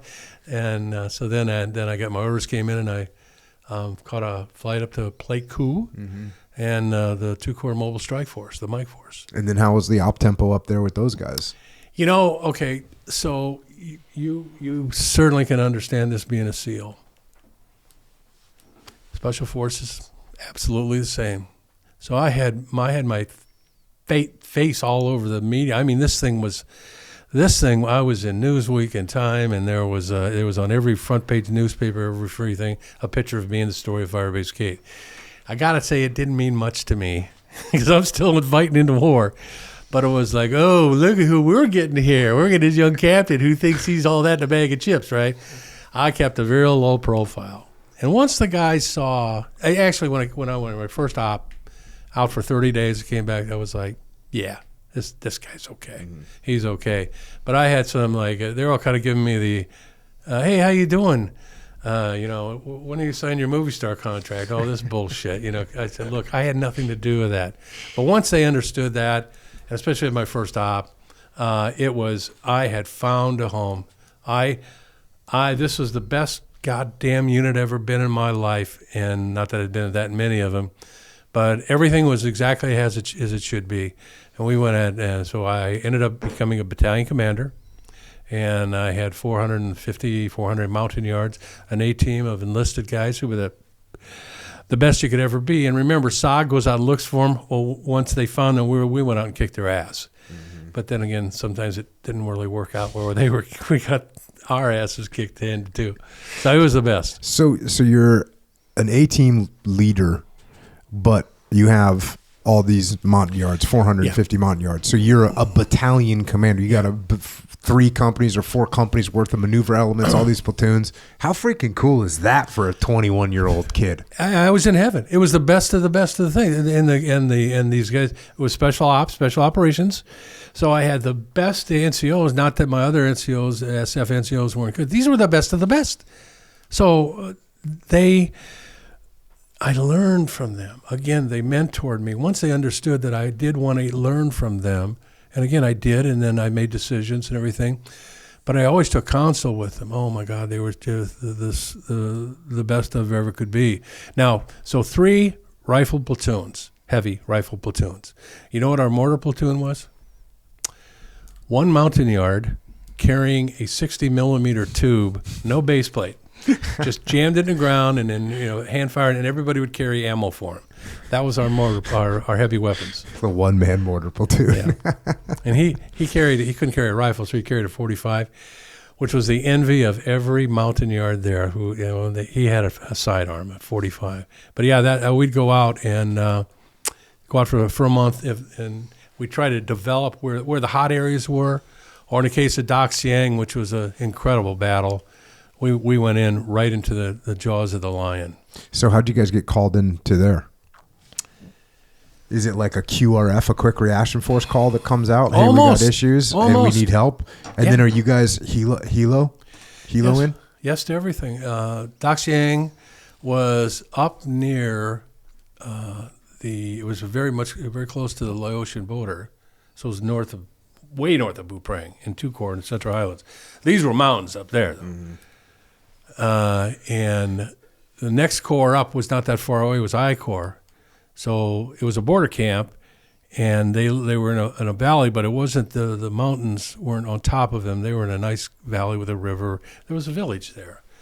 So they were dug in there, and Nixon had ordered the army into Cambodia, the Cambodian incursion, and that kicked the shit out of the NVA. I mean, that really hurt them bad.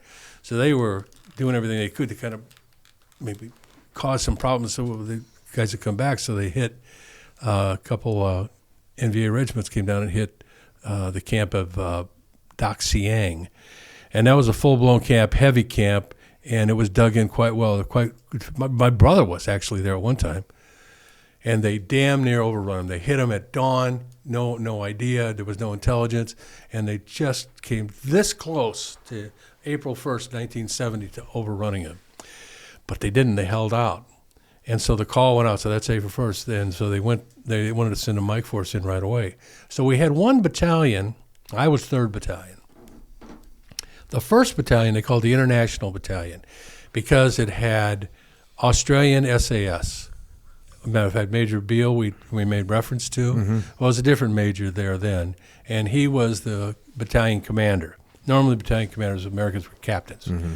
And then he had another Australian officers, and all the rest of them, 2 of the companies were Australian warrant officers. They didn't really use sergeants, they used warrant officers, good ones. And then the other company was ran by an American captain, Captain Rao, good guy. And they had American Special Forces.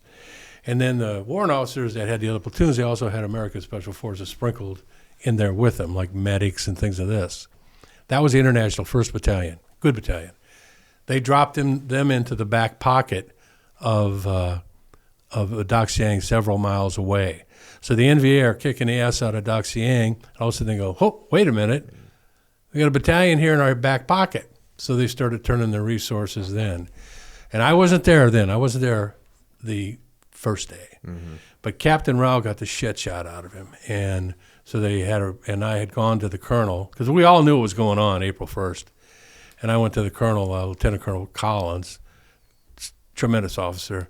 I said, sir, I'd like to go in as a first replacement as needed if an American officer gets hit.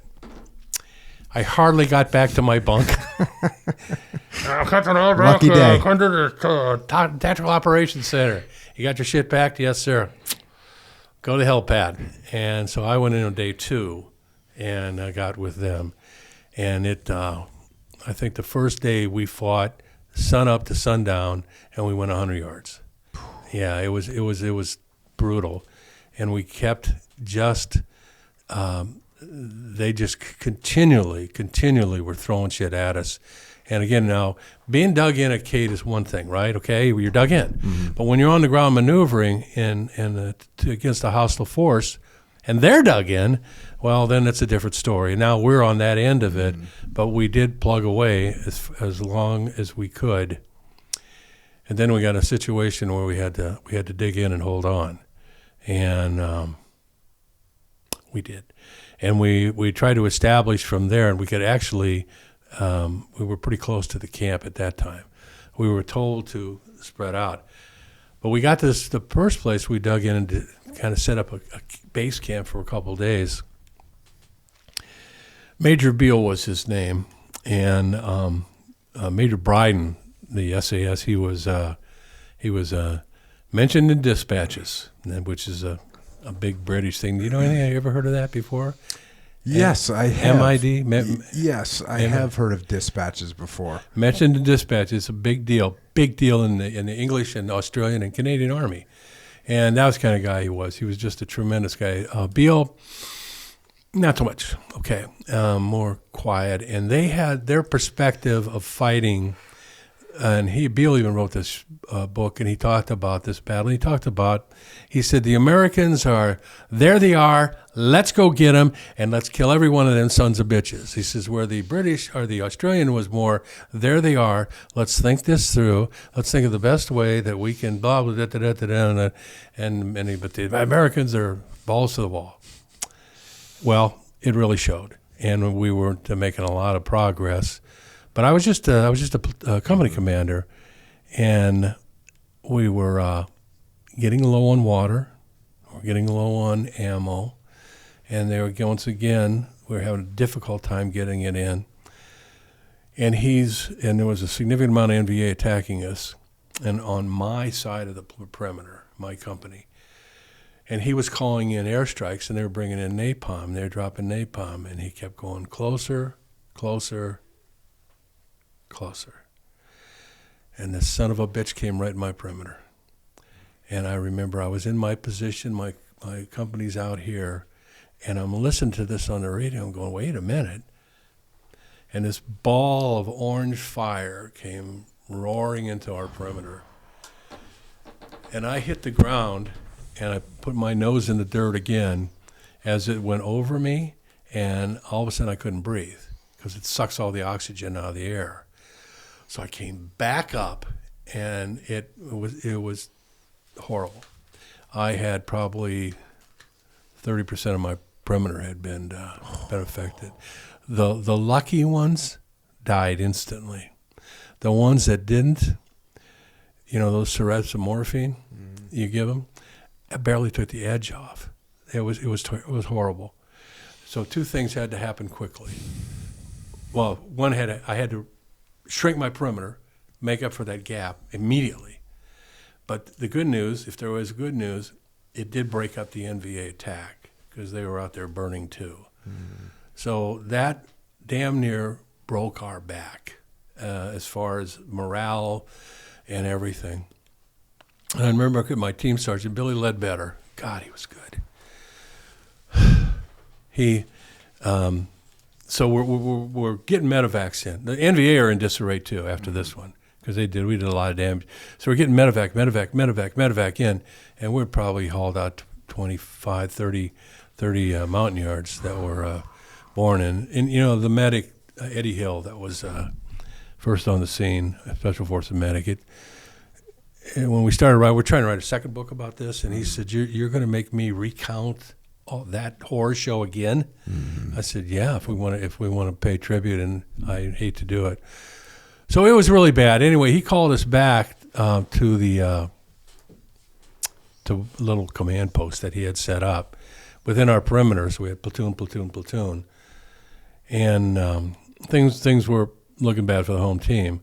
And I'm new to the 1st Battalion. I've only been there now maybe a week, and I'm with Sergeant Billy Ledbetter, my team sergeant, and the Australians had a Captain Shilston. And then the warrant officers were great. And he comes in. Now, this is, I'm telling you this story, it's hand to God. He sits there, and Beale goes, well, he says, we're in a bad situation. Yeah, we know that. And we're running low on water, we're running low on ammo, and we got some coming in, but we're down now maybe 20% of manpower. We went from 450, we're down to 325 or less. And he said, there's a very, very good possibility we're going to be overrun. We go, yeah, tell me something I don't know, right? And he goes, so if they do, actually I think he said when they do, he says, stand up, throw your rifles down, and put your hands up. And I looked at Billy Ledbetter. I had never operated in this battalion before. I looked at Billy Ledbetter like, what the fuck? And he's looking at me. He always had a little short cigar in his mouth. Always like, "Grr." And the warrant officers were like looking at each other, and this Captain Schultz is going, yeah, that sounds like a good idea. Yeah, we should do that. That's for sure. Another story on him later. And so we're walking back, and I'm going, Billy, what? He goes, what the hell's going on? He goes, he says, oh, he's very kind of weak. I said, well, we're going to be dying facing the enemy with guns in hands. And he goes, I know that. I said, I don't know. And this was the orders we got. Well, suggestions maybe. So it was bad. However, the next day, the 4th Battalion inserted on top of us. Captain Rich McDonald, Big Mac, brought in 450 fresh troops right out of training, right out of rehab, not rehab, but downtime, and they landed dead in the middle of our perimeter. So now we doubled our strength immediately. They had water, they had ammo, they were fresh, and we dug in, and now we were content. Now we were blowing back their attacks. Matter of fact, they blew them back so fast and so quick, we got orders from headquarters that move out, proceed, push to the camp at Dak Siang, which we did. So we took off together, the 2 battalions. Oh, by the way, I'm not exactly sure. Beale was still. So we took off 2 battalions, my company in the lead. Mac was up with his lead company, and then we got to the Dak Siang would be sit like dead in front of us, and there was a small river. He was given orders to cross the river and go east, and I was to stay west and head around Dak Siang and engage and clear as we went. Now, we didn't have a lot. They had the most men, and that was the least resistance. We had the least men and the most resistance, and we did it as long as we could. We did it for a couple of days, and then we got held up and we had to dig in to survive. And it had sloping side, and then one that we wouldn't call it a cliff, but you'd call it a very, very, very steep hill. You could never attack up it. There's no way in the world. So we dug in there, and we fought. And during that time, Major Beale choppered out, and he left command to Peter Shilston. But Peter Shilston couldn't lead an old whore to bed. And he had some issues, and he never got out of his foxhole. So the command shifted to me. So I was now the battalion commander of the 1st Battalion. So I was making all the decisions, calling in all the airstrikes, calling in all the resupplies. And we held on there, and it wasn't as bad as Kate, but you could certainly see Kate from where we were. And it kept continuing to get worse, and finally, and there's a whole backstory to why it got so bad. There was an NVA hospital, dug in this underground hospital, large hospital, not real far from where we were dug in, and they were fighting like banshees to protect it. We didn't know that. So I said, we can't hold this anymore. We're just not, they're every probe they get, every attack they get, we're losing more people and they're gaining more ground. So we've got to, I got to plan once again a breakout. It's like I've become known as that's my forte.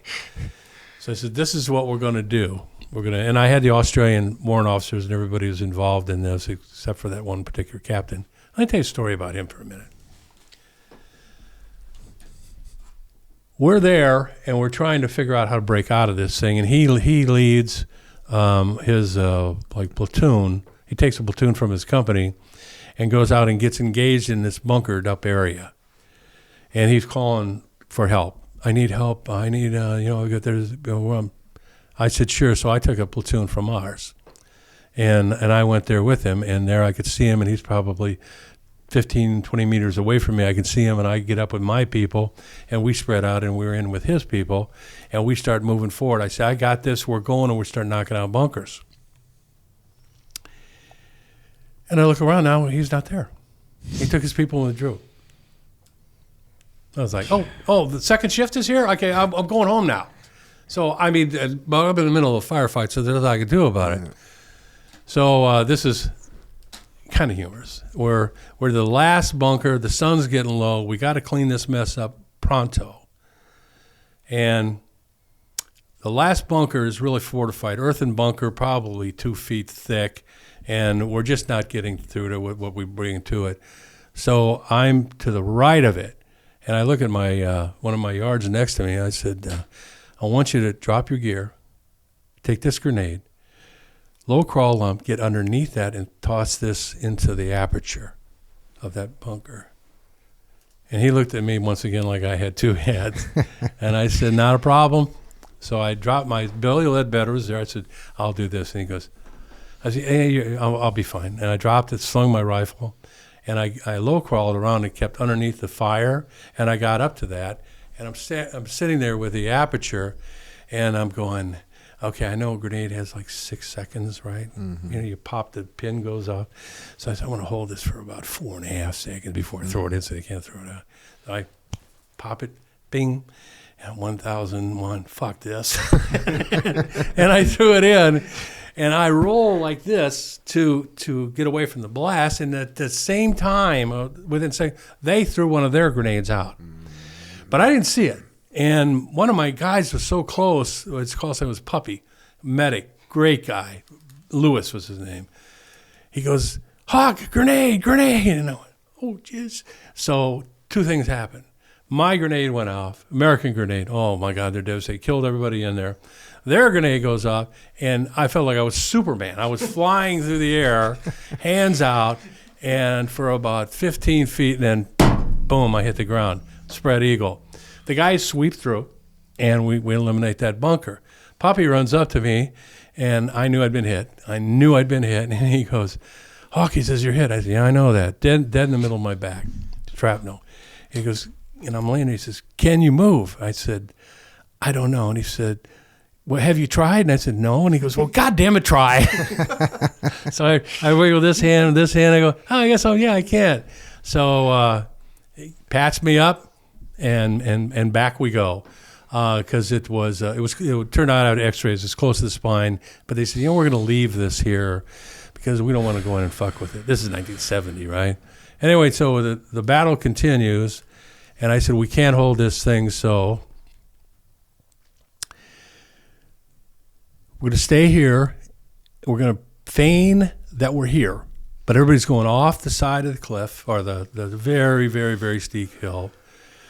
Regroup at the bottom, and Charlie Childers, who was one of my captains, great guy, ran one of the platoons.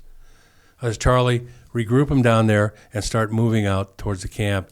And as the guys come down, regroup and get out. I said, I'll go in with you. Well, so we brought them in piece by piece. Piece by piece, we were bringing them. So it wasn't everybody gets up and leaves the perimeter. In a certain order, guys were coming back, and they would get to the hill, and then they would take the slide for life down this thing. And this probably was about 50 yards down. And so, you could try to walk it, but you'd end up kind of on your butt sliding. And I said, once again, take only what you need. Because we're going to be fighting and running. So don't take your, you leave your fucking chow and leave your bedroll, leave that, because we're doing a run for our lives again. So they did, and I said, take only what you have to have. And my Mountain Yard RTO, the radio guy, good guy. So I get there, I'm on the edge of the hill, and the guys are coming past me. I said, yeah, go on down. And it's daylight. It's about 2 o'clock in the afternoon, 3 o'clock. And I start calling to the forward air controller. I'm getting nothing. And I call again, nothing. I look down, I got no antenna. I looked at the yard, I said, Where's the antenna? He said, you said leave everything. I said, go back and get the goddamn antenna. So he runs back, and he gets to the short antenna, the one, the bendable one, and I'm putting it on the Prick 25, and I'm putting it on there. In the meantime, guys are coming by me. They're doing a slide for life, and I'm finally I established contact. I said, yeah, right, yeah, Hawk, we got you. Yeah, okay. I said, okay, and I look. I'm the last one there. And through their probably about 40 meters through, they're coming into our perimeter. They're walking slow. They think we're still there. And their NVA's walking slow. Maybe a dozen of them are coming in there. I'm like, fuck. So I said, okay, here's what I need you to do. I'm going to pop smoke and everything to the northeast and da-da-da. I said, you need to come in and hit it real quick because they're almost on me. So he said, Roger. So I popped smoke, sprayed. I sprayed. And I was the only one that had a 30-round magazine. I had acquired that. Everybody else had the 20s. And I did a spray of that, and he came in and just bombed the shit out of those guys that were there and then kept it on. And I slid down, and I got a hold. I came up, and I found Charlie, and they had run smack into a bunker complex. So I said, we don't have time to knock this out. We got to flank around it. So I said, Charlie, take this, go this way. So I started maneuvering the battalion around the bunker complex. So we skirted them. We left enough people there to keep their attention, thinking that we were still there. And then we all withdrew. In the meantime, the NVA on topside, they're through that, and they see what happens. So they're sliding their ass down this hill too. They get to the bottom of the hill. We're not there, so they proceed in the most likely way to go, and they run into the bunker complex. And yet another firefight erupts. Oh, blue on blue? It blew on blue. Nice. They start fighting each other, and we're way over here, and we're going, yeah. And so we were able to break out, and we got as far as the runway to the camp. It was all hunkered down.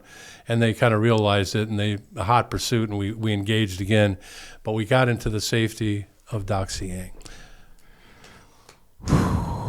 Then I got wounded the third time. I was going to say, so that's you've been wounded twice. And I got wounded the third time. When the third time, Cap? What happened there? We went back for a stand down, and actually I went on R&R and came back. Where'd you go R&R? Thailand or Japan? Well, there was this, I went to Hawaii to meet this possible woman that I was very much thought I was in love with, and Jody, whatever. Anyway, that didn't work out. So I came back and I went back to the field. Sometimes it's easier just to be in the field. Sometimes you want to be in the field. Oh God! Joined up with the guys, and we were out. Real quick, was your brother hearing about all this? Like you were on the freaking cover of Newsweek and all this stuff. Is he going? What the hell are you doing? Oh yeah. Okay. Yeah, he was. Jesus. Because you remember, the family would all go to him. What's going on? Yeah. And he downplayed as much as possible. And was he active duty while you were, or was he already out? He was out then, but he was active duty when I got to Bragg, when I was went to the course. So he was out, and now he's seeing all this stuff, and he's telling your family, like, oh, it's no big deal. Don't worry about it. My dad gets another letter that, I'm wounded yet again. Yuck. All right, so you get done with R&R, with incredible R&R in Hawaii. And now you're back again. And how'd you get wounded the third time? We were, Billy Ledbetter and I, we were out, and we were in for the night. And we dug in, and we went out to check out this twilight, to see what was out there, kind of the route. Next thing we had, I think it was a mortar, came in and caught both of us. It was a ways away, but caught both of us in the legs. So didn't think much of it. A couple pieces of shrapnel in my leg. Come on. So patch that up. But they have to report that shit. Mm-hmm. And then so the next day we're moving, and they called and they said, Hawk, they're sending a helicopter out to get you. And I said, what? They said, yeah, you be on this helicopter. We're sending it out. This is headquarters. I said, yeah, nothing like this. So it came out, and I had some walking wounded. I put them on there. And I sent it back without me. A little bit later, Hawk, we're sending a second helicopter beyond this. Yeah, Roger. Second one, some other guys I sent out. I said, hey, bring some ammo with you, So I didn't get on that one either. The third time they said, if you're not on this helicopter, we will court-martial you. Damn. Okay. Okay, so I flew back, and I said, what's going on? They said, down, back. I said, well, 3 times. He says, "You're 3 times is a charm, and we're not going to be, your family says, he got wounded 3 times, and you kept him in the field. What's wrong with you?" Mm-hmm. So we don't want to do that. So that was it. My combat time was over, and I hung up my rifle and picked up a pen. And then that's where you did some staff job for the last few months? The last few months I was in the Trang, where the Dairy Queen was no longer there, I might add. And I was a liaison between the 1st Field Force Vietnam and Special Forces in 2 Corps. And it was a plum job. I didn't do shit.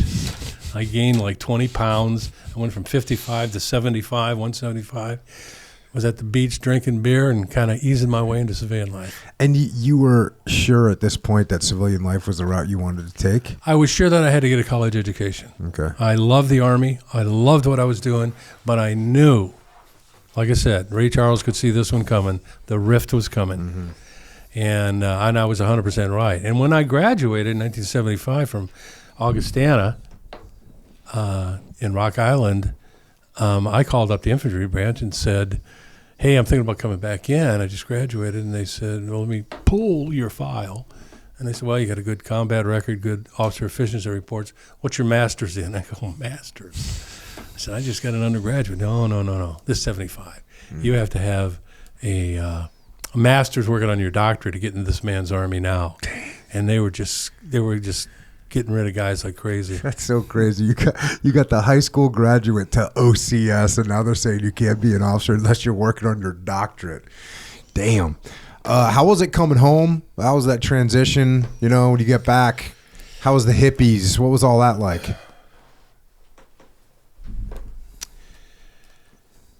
I never got bothered by hippies for obvious reasons. I was about to take their shit, and there would have been a lot more fights than I already did have. And my position was nothing wrong with me. Apparently I did have some anger issues, though. And I ended up working as a bouncer in a bar for a couple of years, and that was therapy. It was just therapy. Yeah. And but I was a little fucked up. I'll tell you that right now. Let me tell you this, and I talk about this when I speak publicly. So, guys like me and veterans in general, guys like yourself, when you're no longer involved in that, you take those horrific memories or bad things that happened, nasty things. And I always say, I put them in my mind, I lock them up in a like a foot locker.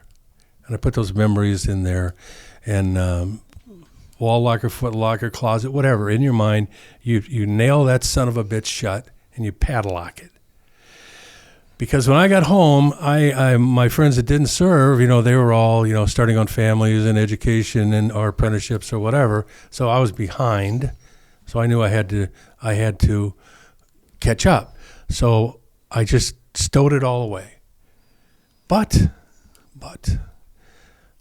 sometimes it could be a smell, something you saw. It could be a turn of phrase, and that footlocker would come open a little bit, and something would come out, and it would hit me, and it would just like boom. Oh my God! That memory came right back like a freight train. Now, I didn't climb any tower and start shooting at anybody. I didn't have a meltdown. I just remembered. Okay, yes, I remember this. I remember this happening, and you process it.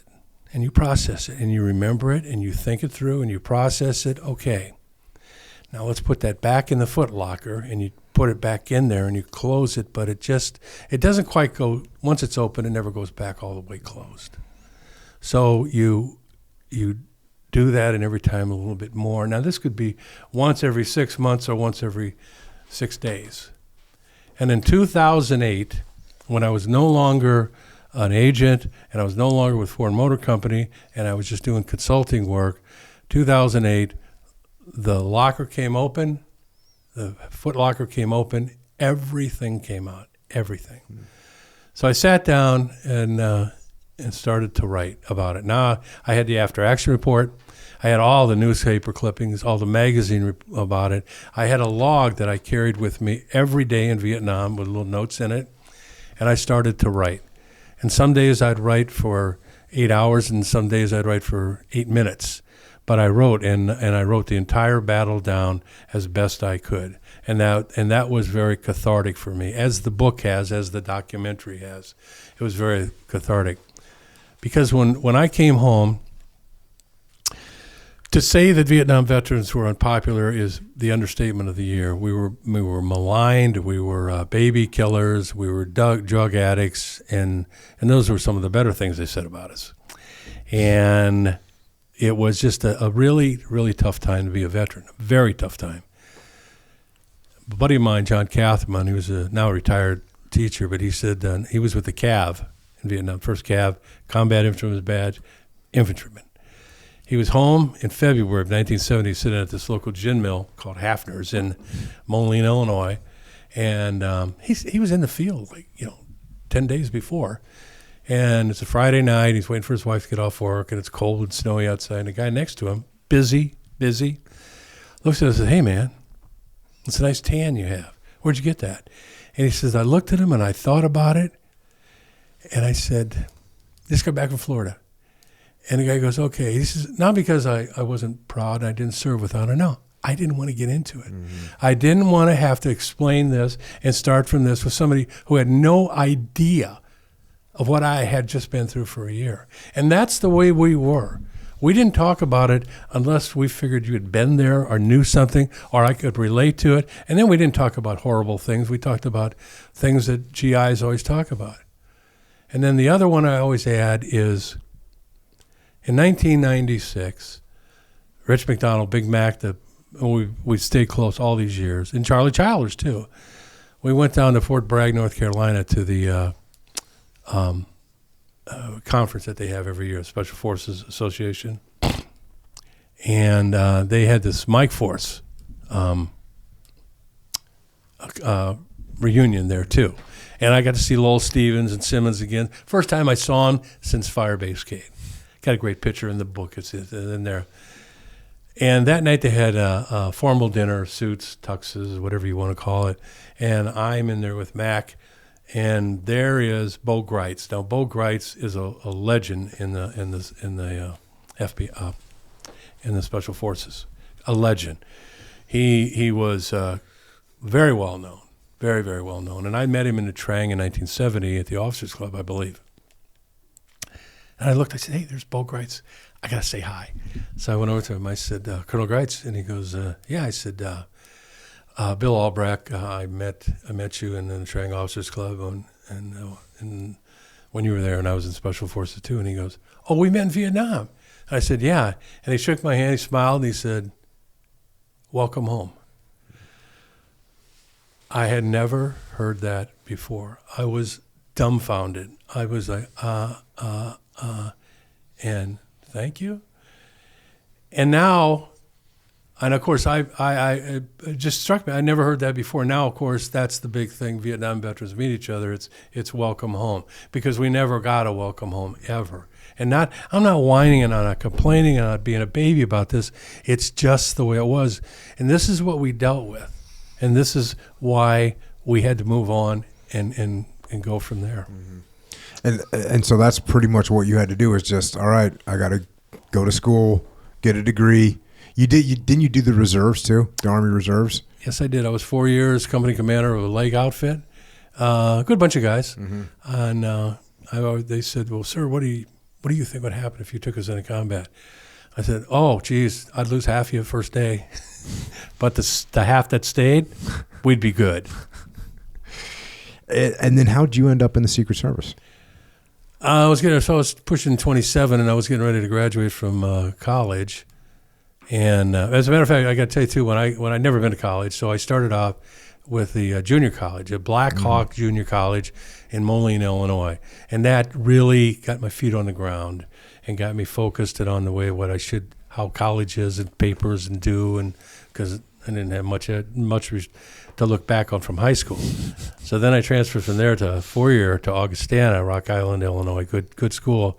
So I took it from there. And then when I come time to graduate, well, it was 75, job market was and I could get a job selling insurance, and I could do that. And about just starting senior year, I go, I don't want to do any of that stuff. And my buddy had was applying for alcohol, tobacco, firearms. He said, and different state agencies. He said, you ought to think about law enforcement. And I never did before. So I did. And the more I got into it, the more I thought, this is really what I need to be. So I shotgunned my applications out to the FBI, the Customs, the Secret Service, and ATF, and waited for a response. And the Secret Service picked it up very quickly, because Gerald Ford had just gotten shots taken at him twice. Squeaky Fromm and Sarah Jane Moore. Or I should have said 2 attempts instead of shots. So they were beefing up, and I was part of that. So in 1975, October, I raised my right hand and was sworn in as a special agent with the U.S. Secret Service. How was the screening process and the training for all that? Screening process was very, very thorough. And in later years, I took a part-time job with the Secret Service as a special investigator, and I'd do backgrounds. I'd sit on panel interviews for new hires, part-time. And it was very, very thorough. And they went to, I go talk to, hey, Jocko's my buddy, and I put him down as a reference. I go, hey, Jocko, how you doing? Hey, you know something about Echo Charlie here? Yeah, great guy. Okay, you don't call me better, really? Okay. Who else knows him pretty well? Oh, well, and you give me about 3 names, 2 of which I have, the third one I don't. Oh, I'll go talk to him. So I talked to the third one, because I figured the other ones are good. I'm going to go talk to them, but I figure they're going to. I go to the third one. Hey, yeah, he's a pretty good guy, decent. And who else do you think would know him? And boom. So you finally get the people that aren't pre-warned. Hey, they're coming to say good things. So they do an in-depth background investigation. Of course, drug tests, hearing tests, physical tests, all that kind of thing. Now they polygraph them too. They didn't when I came on, thank God. And so that Hawaii trip would have popped big time. So there, it was very, very thorough. And now it's even more exhausting. And then part of my career, I taught in the academy, and that was kind of fun too. So what was your job when you started off in the Secret Service? I started off in the Chicago district, and as a new agent, they had these criminal violations at that time. I don't think that, and they were treasury checks, bonds, securities, stolen, forged, cashed. And this is what you did. They kind of broke your teeth on investigations. They were very low profile, and nobody really gave a shit about them, to tell you the truth. But it's a good thing, good learning process. And then you did counterfeit money. Now we're talking. Now we're talking some great investigations. That was fun. And then threats against the president, the vice president, their families, you would investigate those and things of this nature. Those are the 3 primaries. Mm-hmm. And then always protection. No matter what you're doing, you drop it. But if you're in the field, then you're not going to be in D.C. the White House on that inner perimeter. So you're going to be in the field, and they'll say, hey, the president or the vice president's going to Cincinnati. We need 52 post standers. Mm-hmm. We need 52 agents. And they go, okay, Chicago district, give up so many here, so many there. And you go there, report, and they say, okay, today you're going to be at this location, and this is your job. Mm-hmm. And then we intermix with the police. Local. And that is paramount importance without the local police. And we intermix with them. And so that's what you do. And then after a certain time, then I went from there to New York field office and ended up in the counterfeit squad, which was the elite squad criminal of the entire Secret Service. Now, L.A. will say they are, but I will argue with that. So we were always in competition, New York and L.A., always in competition for shutting down counterfeit plants. And we would work a counterfeit case like was Murder One. And that was quite the deal. So we did that. And about that time in 79, terrorism was on the rise, and they came out and said, you know what, we are going to start an anti-terrorist unit in the Secret Service. We're going to call them Capt, Counter Assault Teams. Mm. And Ernie Kuhn started putting together teams in the summer of 79, and they started asking for volunteers. They wanted them in the field offices because the detail guys who were with the president and vice president, they're just too damn busy, and they don't have enough of them. They tried it, but it didn't work. So Washington field office, L.A., New York, we fielded teams. And they would have us come out, and we went through a then 2-week course of, and 3 of us were Vietnam combat veterans. And there was tactical motorcade assaults. So the president gets hit, or the vice president gets hit, and you could do an immediate, like, counter-assault check. Exactly. And that's the kind of stuff you used to do. Yeah, so that's like as good of a job as you could want, huh? Although you don't want to be hoping that something bad happens to the president, obviously, in order to get to do your job. And then how long did you have that role for? Well, so I was working criminal work in New York, and the counterfeit squad. God, that was the best of times. They worked us like rented mules, though, and we loved it. And then the Cat came in. It was like playing football in high school. As long as your grades were up, you could still play football. So we trained as best we could, and then we'd be deployed. And after a while, the special agent in charge of New York said, hey, they're either mine or yours. Make a decision, but you can't be hauling these guys out all the time. Because we had some very, very good agents. The team would be 5 or 6 guys. So they said, okay, we centralized them in 82 down in Washington, D.C., and that became the special operations of the Secret Service. So I took the transfer down. I went down and became a plank holder on the counter assault teams as well. So it was like three or four teams back then, and did that for a couple years. And now this is where the journeyman level at that time was a GS-12. GS-12 plus 25% pay. The 13 was a promotion. Now journeyman level is a 13, which it should have been back then. And I went and talked to, after 2 years in D.C., 2 years in New York, 2 years in D.C. Well, it was considered a career suicide to be in Cat. To stay on Cat. Yep. Now it's like, holy shit. That all changed when my partner in New York and my partner, one of my team leaders in D.C., also Special Forces, Vietnam, became the director of the Secret Service. Oh, nice. Lou Merletti. Great guy. So I went in and they said, hey, we got you. I said, are you going to make us team leaders promote us? Yeah, well, Bill, we're thinking about that. I go, so that's a no. All right. So I need to get off. I get off counter assault teams. He goes, okay, we got you. You're slotted to go to PPD, President of Protection, Reagan. I said, no, I don't want to do that. Reagan was 70-plus years old. He didn't like to travel. He liked to go to the ranch, and he liked to go to Camp David. And he just didn't like to go out and do all these other things. He just didn't like to go foreign travel. He just didn't like to. He didn't care to do that.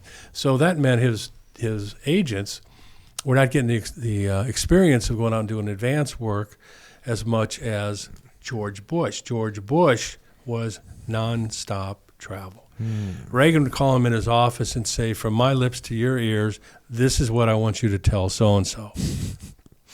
So he was nonstop. So I said, I want to go to the vice presidential detail with George Bush. So I did. And so you traveled with him all the time? Oh, yeah. Oh, my God. Did you ever go to Kennebunk, Maine? All the time. So I was probably about, 10, 12 years old or something like that. And my dad worked up in Kennebunk. And so the vice president was coming. And he was giving a speech in like the little port town, like in this little town. And so I'm there. My dad takes me to see, the vice president. Oh, cool. He's giving a speech. And, it's a tiny town. And like this little square is a very small area. And so I'm standing there, and I can't really see too much because I'm a little kid. And I'm also like a punk-ass kid, even though I'm only 12 or whatever I am, 10, 12. And so I'm standing there. I can't really see anything. And so then my dad gives me a camera, and it's like this is 1980 something, right? I don't know what specific year, but this is old, like respectful times, right? These are respectful times, and it's a small New England town, very respectful. And so my dad says, hey, can you get a picture? I'm like, well, I can't see anything. He said, well, and there's a little windowsill behind us. And he goes, well, get up on that windowsill and see if you can get a picture of him. And so he gives me a camera. And I'm a little kid. I stand up there, and I get the camera up, and I go, hey, George, just like that. I mean, the whole like I've got a loud voice anyways. Hey, George. And he can hear clear as day. And he like looks over at me, and I click a picture. And none of your guys like jumped me or anything like that. Oh, but, God, that's great. Yeah, that was pretty funny. I'm sure I made a fool out of my dad and the family for whatever. But but like I said, none of your guys tackled me or anything. Well, so it begs to ask, where's that picture now? I think it's just lost in the history of time, which is a bummer. because it was probably, just one of some little cheap film camera. Yeah. But I remember seeing the picture, like we got it developed, and it's not a spectacular picture because it's not like a telephoto lens. It's like the picture of Abraham Lincoln given the Gettysburg Address. It's kind of like, wait, where is he? That guy? But you could tell it was him. He was a little town circle. You could see him. It was pretty cool. But that's my George Bush story. That's a good story. Yeah. That's a good story. Oh, he's a good guy. Both of those guys. What you saw is what you got. If you didn't like what their appearance in public was, well, you wouldn't like them in private either. They were just true Americans. Really, it was we look back. The Secret Service is going through some transitions now, and there's some scandals and things of this nature. Us old guys, we hang and we talk, and we have to consider ourselves the golden age. We had some of the sharpest, brightest, best guys, and a lot of these guys went on to be captains of industry in the security world and everything. Merletti was up with the Cleveland Browns for years as a VP and so on.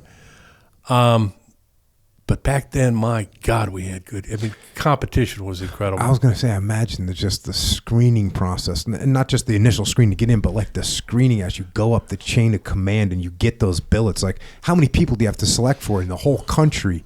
And then down select for this group, and then down select to where you're guarding either the president or the vice president. Like, these have got to be like the best, most capable humans we have. It's not quite that much. They're going to be looking at you as a field agent, what you do as a field agent, and then your different protective assignments. Because as a field agent, when the Chancellor of Germany comes in to your district, you're going to be the one doing the advance and with the Germans and so on. And they're going to be looking at the kind of work you do. So when your number comes up, your bill comes up to be transferred, and they need people on PPD or VPPD, they're going to be looking at that. Now, if you're some slug, no.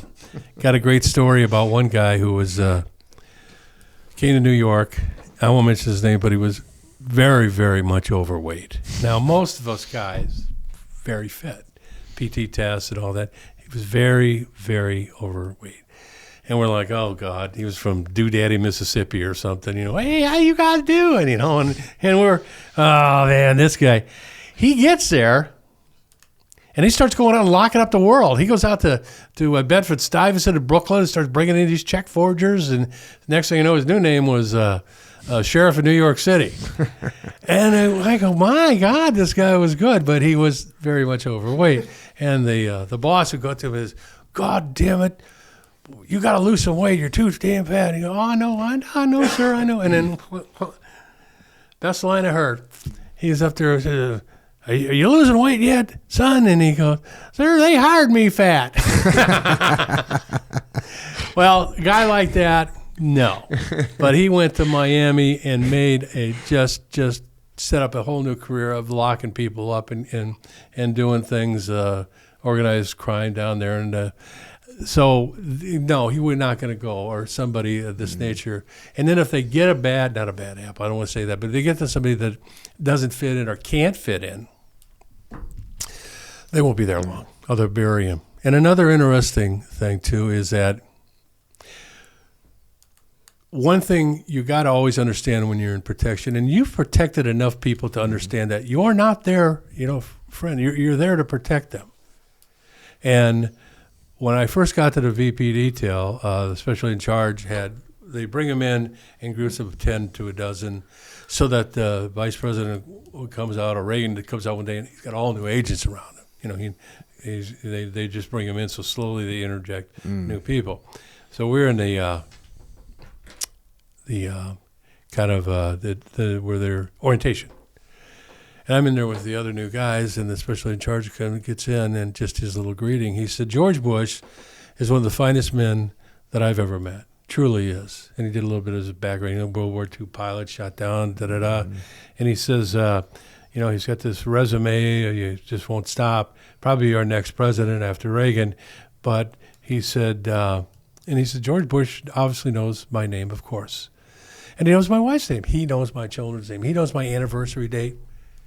He knows my birthday. He knows my wife's birthday. He said, but I'll tell you one thing about George Bush. He's not my friend, nor will he be yours. He said, this is a great guy, great personality, but you're not here to be their friend. If you're their friend, you're not doing proper protection.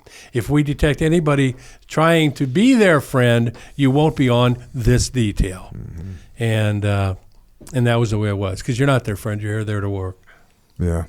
Yeah, you got to have that little bit of separation for sure. You know, they're looking out for guys that are trying to, kiss ass to the big boss, which certainly is not going to be prudent for good security work.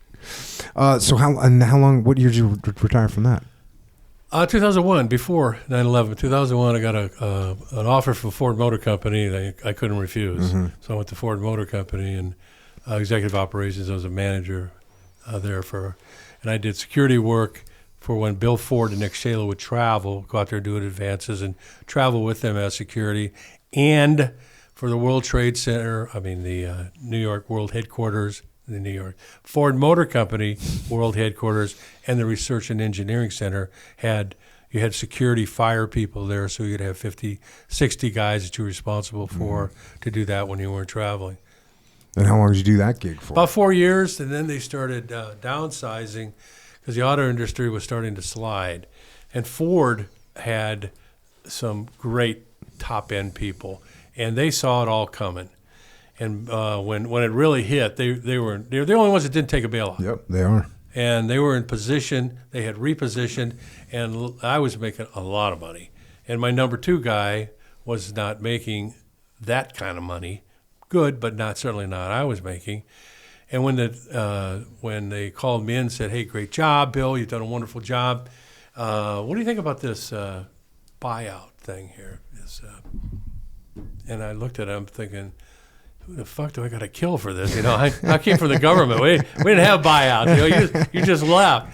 And anyway, they were very, very kind to me, and all my duties and responsibilities of the protection, not that, shifted to them, and they never raised his salaries or anything. They just said, "Well, you're in charge now."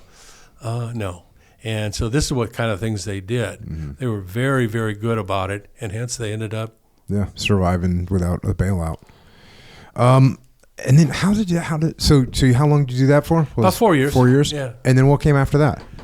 Well, I'm a hometown boy. I went back to the Quad Cities and got back there and just kind of hung up my shingle to do security consulting. And there's a whole network. And they call, "Hey, are you available to do this, this, this?" Nope, I'm going to go skiing, or no, I'm going to, or yes, I am. So I just pick and choose the different jobs. I did not want a full-time job again. Mm-hmm. And then you this third Silver Star, which you didn't get until 2012. How did that come about? Good story. Because you went, you told the story already that you went to get an award. You didn't know what the award was. You decided that it was more important to save people's lives than to get an award. So you end up showing up late to your own award service, and you end up getting no award. And you said, "Oh, it'll catch up with me at some point." You never saw it. So how'd that come about? In 2010, Bobby Schilling was where I lived in Rock Island County. Was same or maybe more per capita Democratic tickets as Cook County in Chicago. It's incredible Democrat, and that brings them upon their own problems that people have with one-party control. Mm-hmm. Either party, you're going to have problems. So Bobby Schilling decided to run for Congress in 2010, and the guy he was running with was a slug. And another veteran by the name of Ken Moffitt has come. He really liked him. He said, "Hey, would you help me with the veteran angle to help Bobby get in?" So I heard him talk, and I talked to him. I met him, and I said, "Yeah." So we did. We formed a PAC, actually, Veterans for the Constitution, and we were very helpful in getting him into office. He won. First Republican congressman they had there in, 40 years. So he got in, and he came to me, and he said, "Bill, I want to offer you a job as my veteran constituent working in my blah, blah, blah." And I go, no. Thanks, but no thanks. But I'd say who would be good is Ken Moffitt. He goes, well, that'd be my second choice. I said, Ken would be good. And he was just great at it. He said, but is there anything I can do for you? I said, yes, there is. There is one thing. I told him a little bit of story about Kate, and then I missed the ceremony. I said, if you could look into that and see what happened to it, I would appreciate that. So he said, absolutely. So Ken, now being the veteran guy, comes to me, and he says, you got anything on this written on it? I says, well, remember I told you 2008? I wrote it all down. I said, as a matter of fact, I do. So I handed it over to him. He then took the ball and ran with it. Oh, my God. Started looking up people, interviewing people. He was the basis for the research, the starting research of the book. And then Marvin took it over. Now, listen. So they did. And they decided, not me, I had nothing to do with this, that they were going to submit me for the Medal of Honor. And they did. And it came back and they said, Silver Star's good enough. So I was presented with the Silver Star in 2012. Jack. Yeah, I'm not sure what else you got to do, but we'll take it. Yeah, that's what I said. And, so. Yeah, and I've seen stuff with people like asking, the president to intervene to get that upgraded. Let's see where all that goes. There's a guy in Ramadi, a guy named Sergeant Marquise Quick, and he, his company sergeant was on this podcast, but he jumped on grenades to save some of the other guys, and they're looking to get him the Medal of Honor, searching for the last few eyewitnesses right now. But what a process it is. But absolutely, there's such a clear case. A guy that sacrifices his life for his friends like that. Yeah.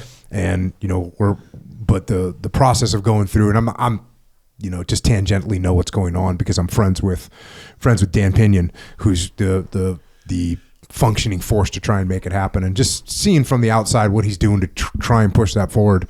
Huge efforts going forth, and hopefully it happens. Because clearly, sacrifices life. Yeah, absolutely. What else is left? Nope, nothing. Yeah.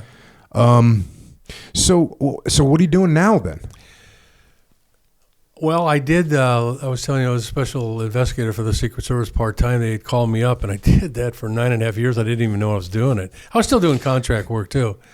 So I just stopped doing that. Mary is very happy about that. And now I'm trying to do some of the things, develop what they call hobbies. But I got to tell you one thing about this. This thing I was saying, did I talk about the Warriors Rising? Yeah, you mentioned it before we hit record. Okay. But yeah, let's hear what that's all about. So Warrior Rise? Warrior Rising. Okay. Yeah. And basically, it is a company. It's a veteran organization founded by some special forces guys. And right now, Casey Maxted is the president of it. And what they'll do is, so if you have developed, this is what we were talking about, this one individual made these beautiful knives, incredibly beautiful.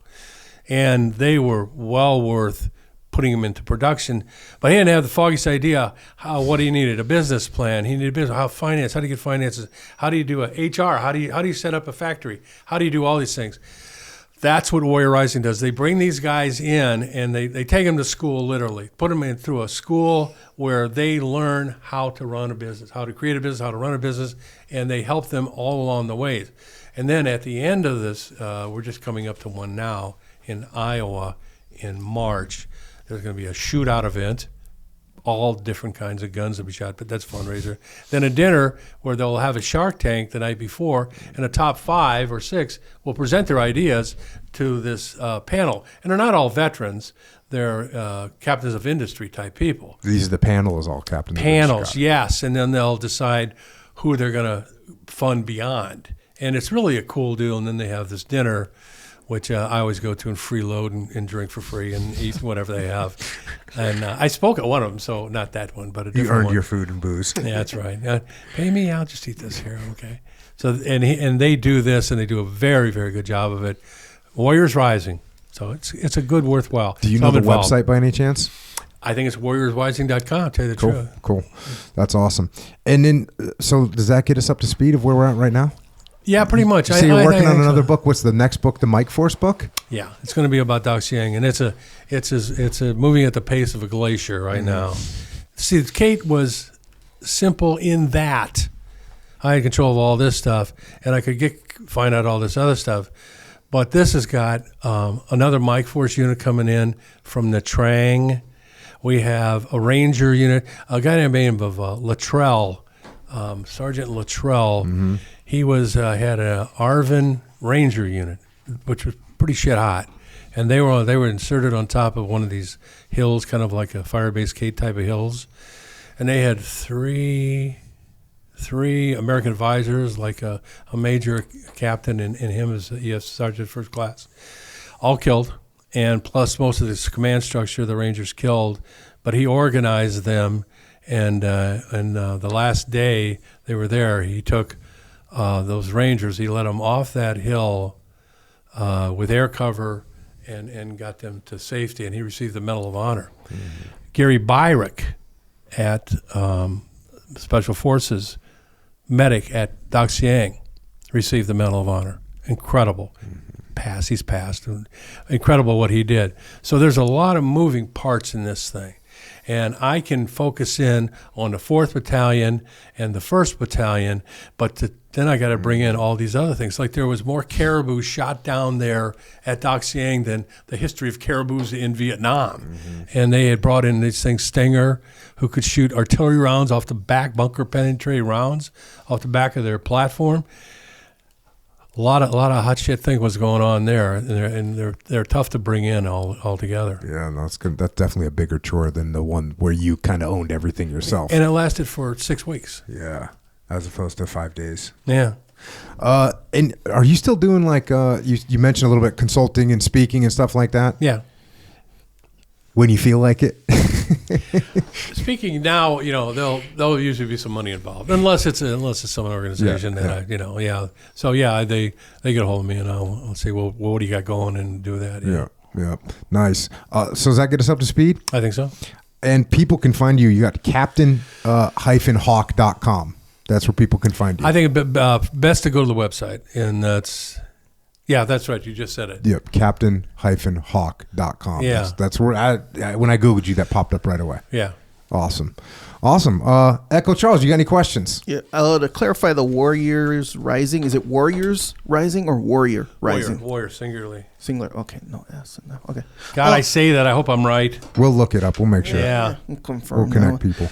You mentioned you played football, varsity football, high school. Mm-hmm. First off, what position did you play on that? Right tackle. Offensive, defensive? Offensive. Hell yeah. O-line all day. Do you find that, because I kind of wonder this, do you find that like the principles of football carried over to the military? Let me answer that. That's an excellent question. Let me tell you about that. First of all, I was a little kid, played football, played baseball, basketball, not too much. And I was always one that preferred to go to Blackhawk State Park in the woods with my band of warriors and set up ambushes and ambush other kids. Always did. The Army was always in my heart. So I played football freshman, sophomore year, and then I was no standout for that's for goddamn sure. But I really loved the game. Come junior year, my father said, if you want to go to Allman Catholic High School, you goddamn well better get to pay the tuition. So I had to get a job at a grocery store, and that's where I worked. And so I couldn't go out for football junior year. Mm-hmm. I'm going somewhere with this. So senior year, I was senior at the grocery store, and I went and told them, I'm going out for varsity football, and I would like you to rearrange my hours. If not, I can't work here anymore. Yes, they did. So they rearranged my hours so I could practice, play on Friday night, and work all weekend. So I went out varsity year to play. And I was pretty good, I guess, okay? But the two guys in front of me had played for 4 years. So they were first string. So I was absolutely second string. I would be like the third tackle going in. So I never started a game, but I loved being part of a team. just what we're talking about. Being a part of a team, being a part of something, a force multiplier, being something bigger than you are because you're with everybody else. I love that. And at the end of the season, we had a good season. At the end of the season, I paid enough to get a varsity letter. And that varsity letter meant so much to me. Right now, it is framed and hanging downstairs among my awards and decorations, right between 2 silver stars. That's the first thing in my life that I ever completed from beginning to end of any substance. And that took me then into the Army, gave me, it doesn't sound like it would, but it gave me the confidence to know that I can start something tough and get through it. So to answer your question, a resounding yes. Yeah. Of course, you asked me what time it is. I just told you how to build a clock. No. That's actually what I was wondering. I have 2 friends that went into the SEAL teams. They both retired recently. And we played football from childhood to college. And they would say, yeah, it's kind of like football in this way or that way. And all I can do is kind of imagine it or whatever. But then there's a lot of people who don't play football necessarily, and they go through. So I just kind of wonder when I map it back on my experience, like when I'm trying to imagine this stuff. Take this a step further. So interviewing these young applicants for the Secret Service, first of all, you're looking for a veteran and you're looking for a cop, ex-cop. You got to really screw up for me not to get you to the day, because we're first step. The other thing I found that I looked for is guys that played collegiate athletes, and they didn't have to play, Division I or what. They could even played continually in intramural sports, but played on the field, sweated, bumped heads, did physical, men and women, and that really showed me some commitment and some drive, and that is something that I found to be. In the applicants that we did get, those that had participated in team sports. Yeah. Football too is, that's the main one that I played, and track. But football I'm shocked. Tell you, I'm shocked. Yeah. Football is like kind of, I guess in a way, unique, where every single position has this very specific job to do. And you have the pairs, right? You have, 2 tackles, 2 wide receivers, sometimes. But they all have such different jobs when you compare the different positions, but each job is equally as important, regardless of the glory, like the wide receiver or the quarterback or they're going to get the touchdowns and all this other stuff. But if the O-line, in any given play, if let's say one O-lineman doesn't do his job, the whole team fails on the team. See what I'm saying? So it's like all the jobs are so different, but each one equally as important. See what I'm saying? I completely agree. On every play, too. It's like in that, kind of sense. Look at the line on this last Super Bowl. What happened with the offensive line? Okay. That's the way it goes. What was your position? Wide receiver. Okay. I played running back, too. When I was young, I played like all positions. But, in college, wide receiver. Yeah. Yes, sir. Good to meet you, sir. Good to meet you. Yeah. Uh-huh. Bill, any closing thoughts? I'm just thrilled to be here. Now, you guys represent a lot in our community, of veterans and law enforcement and current active duties, and your interviews are incredible. And I think the thing that I find the most is your in-depth questioning of what's going on. And that is very, very important. And there are men, first time I ever heard the one when you about John Duffy. Mm-hmm. I'd get to where I was going, and I'd sit in the car for another hour just to listen to that. I was so taken by that. And some of the other ones that I've listened. So it's truly my honor to be here. I'm just thrilled. Now I'm going to catch a red-eye home to Orlando, and which is not home, but back to where my wife is, our winter place, and chalk this up to one of the better accomplishments of my life. Well, honestly, it's an absolute honor to be able to meet with you guys. You guys were my heroes when I was growing up.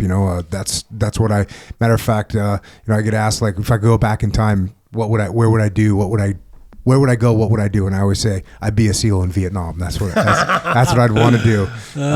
So for me to be able to sit down with you and hear these things firsthand and capture them and share them with other people, it's just an absolute honor for me to be able to do. And so thanks for coming out. Thanks for, sharing these lessons learned. And the book, like I said, the book is absolutely phenomenal. I hope you pick up the pace on the next book and you write a little bit faster, because I'm going to be waiting for it, and we'll come back and talk about that thing as well. But, so thanks so much for all that. And then most important, thanks for your service to our country, and for your service in Vietnam, and then your service as a Secret Service member. And really, I pointed this out in the beginning, but the book really does an outstanding job of making sure that we don't forget the sacrifices that our military makes and the heroes that did not come home. So thank you. It was my honor to serve, and thank you. And with that, Bill Albracht has left the building. What a story. By the way, My man. 21 years old at that time. Yeah, crazy. 21 years old. 150 to 200 guys, all their lives depend on what you're doing as a 21-year-old. That is outstanding right there. Also, I will note that I think for the first time in the history of this podcast, you got told that your question, I believe the word to use was excellent. Sure. Excellent question. Sure. Yeah. So I know you're a fan for life. Hey, we still here. Oh man.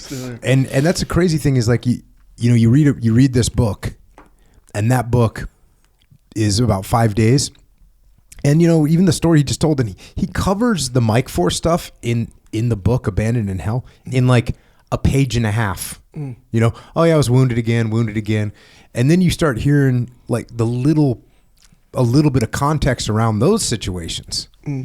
And it's just incredible. So awesome to have him on board and share those stories. And just another reminder, man, you got to be ready. You don't know you don't know when things are going to go down. Even flying in to Firebase Kate, he's like, can't believe I'm getting stuck out here with nothing going on. This is ridiculous. Yep. But guess what he did? Got out there and was like, all right, got to start squaring stuff away. Now, they didn't even have time because it got dark. But that was the attitude. We got to be ready. Always got to be ready. And that doesn't just apply to fire bases in Nam. It applies to life as well. So True. that's what we're doing. We're going to be ready for anything. That means training. That means jiu-jitsu. That means running, lifting, sprinting, just overall studying and getting after it. That's what we're doing. And by the way, when that happens, you need some fuel. And we highly recommend Jocko Fuel. We have the Pro Series out. We have the Warrior Kid Series out. Warrior Kid Protein. Have you had any of those yet? Not the Warrior Kid, but the Pro Series all day, man. Yeah, the all Pro day. Series outstanding all day. Also the Warrior Kid. So it's protein boxes. You know what I'm saying? Like the little boxes of it's a drink. Oh, like a juice box? Yeah, but like it's a juice protein? box. It's like a juice box. Right on. And they sent me some as a sample. Like, hey, Jocko, here's the finished product. Here's the run. Here's the packaging. Here's blah, blah, blah. So I get them. Put them in my fridge. I have one. There's vanilla chocolate strawberry. They're all amazing. Yeah. Right? Yeah. And I actually ordered more. So even though I have the Pro line, I have regular milk all day, right? Yeah. But occasionally, just to be able to grab like 12 grams of protein, that tastes just absolutely delicious. So, but the kids are loving it. So we got that. We got the energy. We got greens. We got all the supplementation. We got muscle drive, which is a big deal. Yeah, I need some of that. Yeah, the muscle drive is no joke. And I'll tell you what's interesting about the muscle drive is because it's got like all the amino acids that you need in it. And I don't know if it's that psychological or what, but it makes you feel full. You're kind of like, you kind of feel gratified after you have it. Okay. So, but that's awesome for people, especially like weight cuts, or just cutting weight in general. But you want to protect your muscle drive all day. Yep, fully. It goes beyond weight cuts, by the way. Yeah, no, for sure. In any kind of cut, any kind of lose weight. So here's the thing. When you're losing weight, don't say lose weight. That's why I always say, hey, you're on a cut, right? Not to mention it just sounds cooler. But you got to get it correct. Because if you're like, I'm going to lose weight, it's like, okay, what kind of weight? Like, bro, you can chop off your arm and lose weight. You see what I'm saying? but you want to lose body fat. You want to improve your body fat percentage, right? That's kind of the goal. And you want to, at the very least, preserve muscle. At the very least. Ideally, you want to gain some muscle. Ideally. Hell yeah. Exactly right. But keep in mind, sometimes these things they work against each other. If you're trying to lose, that means you're on a calorie deficit. But you got to have enough protein and carbohydrates, by the way, to build muscle, generally speaking. So, like, how are you going to square that circle? Muscle drive. Exactly right. So a lot of times, especially if you're cutting hard, you're going to lose that muscle. It's just, that's just how. And you can slow the reduction of the muscle. You don't want to lift and get enough protein and stuff like that. But bro, it's like, it's natural to lose that muscle. You got to thread the needle pretty hardcore to be able to maintain or gain muscle while you cut up. It's a balancing act for sure, especially over time, bro. It's not easy. No. Ask any fighter. When they cut weight, they lose so much muscle, but it's like, it's just sort of worth it because you're small and you're competing against smaller people. So I get it. Of course, that's how. But in the game of life, even fighting, the whole thing. I mean, I'm just saying the standard is losing muscle when you're losing like any significant amount of weight. Yeah. The standard, Don't accept that. Don't accept it. Check out JockoFuel.com. You can get it at JockoFuel.com, or you can get it at retailers around the country. So check that out. Also, Origin USA. Origin, we're making American-made clothing, rash guards, gis, jiu-jitsu belts. So everything that you need for the mats of justice, Origin USA. But listen, we can't, unfortunately, wear a gi to the grocery store. We got to wear jeans. We got to wear hoodies. We got to wear T-shirts. We got to wear boots. That's why we have Origin USA clothing. Whatever you need, we got you covered, and it's all 100% made in America. That's what we're doing. Check out originusa.com. Also, check out jockostore.com. We're representing discipline equals freedom. Good. Get after it. Stand by to get some. All these things that you want to, let's say, embrace as an approach to life in any given situation, probably we can represent. I'm telling you, this is quality too, by the way. So many people, and I really mean this, so many people have said, like, hey, these are like, of course they look good or whatever, but the real tale gets told because they always want to wear it because it fits them. Great. See what I'm saying? So all I'm saying is, hey, this is quality stuff. It's not just some giveaway type. So it's good. Also, if you want a new subscription scenario called the Shirt Locker, new design every month. A little bit outside the box creatively. We collaborate with people sometimes with it. It's fun. Good design. Same sort of theme, though, more or less. But yeah, check that out. New design every month. It's called the Shirt Locker. It's all on jockostore.com. Check. Also, soglegacy.com. You want to represent SOG support. SOG support. That's a very important distinction. Most of us we were not in SOG. Yeah, we were not. Far from being in SOG. Bill mentioned SOG today. Oh, yeah. Studies and Observations Group. Yep. One thing about SOG, universal respect. Yeah. Universal respect. Yeah, fully. Look, you get the inter-service rivalries. Oh, I was in this war. You were in that war. I was in this theater. You were in that theater. I was in this group. You were in that group. Blah, blah, blah. Everyone, everyone's got their little beef with everybody else. Except for SOG. Yeah. Universal respect. Oh, yeah. And so we show universal support at the SOG store. Yep, it's true. Yeah, it's soglegacy.com. You want to check them out. It's cool. There's a cool, really, really good covert black on black one. That one's really, really solid. Then you got the regular logo one. All of them is just support. See what I'm saying? Like I said, we're not in SOG, but we support. And that does support SOG history. Yes. It does support SOG legacy by supporting the SOGcast. It's true. So that's what we're doing. Soglegacy.com. We got some books. Obviously, Abandoned in Hell by William Albracht. This is just an outstanding book, so check that out. Put Your Legs On by Rob Jones. And then Dave Burke, Need to Lead. Check out those books. And then, I've written a bunch of books about leadership, so you can check those out as well. I also have a leadership consultancy. It's called Echelon Front. You can go to echelonfront.com if you need help with leadership inside your organization. We also have an online training academy. Go to extremeownership.com to learn the skills of leadership. Well, you can learn them right there online. So check that out as well. And if you want to help service members, active and retired, you want to help out their families, you want to help out Gold Star families, check out Mark Lee's mom. She's got the most amazing organization. It's a charity organization, and it helps out so many of our service members. And so if you want to donate or you want to get involved, go to americasmightywarriors.org. Also check out heroesandhorses.org. And finally, Jimmy May's organization, beyondthebrotherhood.org. Also, warriorrising.org. So we didn't get that right during the podcast, but if you want to check out that organization that helps our veterans transition into the civilian sector, warriorrising.org. And once again, if you want to find Bill Albracht, first of all, you can check out warriorsrising.org, but also he's on the interwebs, captain-hawk.com. There you go. And for us, you can check out Jocko.com. And then on social media, I'm at Jocko Willink and Echo's at Echo Charles. We don't encourage you to go there, though. Once again, thanks to Captain William Hawk Albracht for joining us today. And thank you for your decades of service to the United States of America.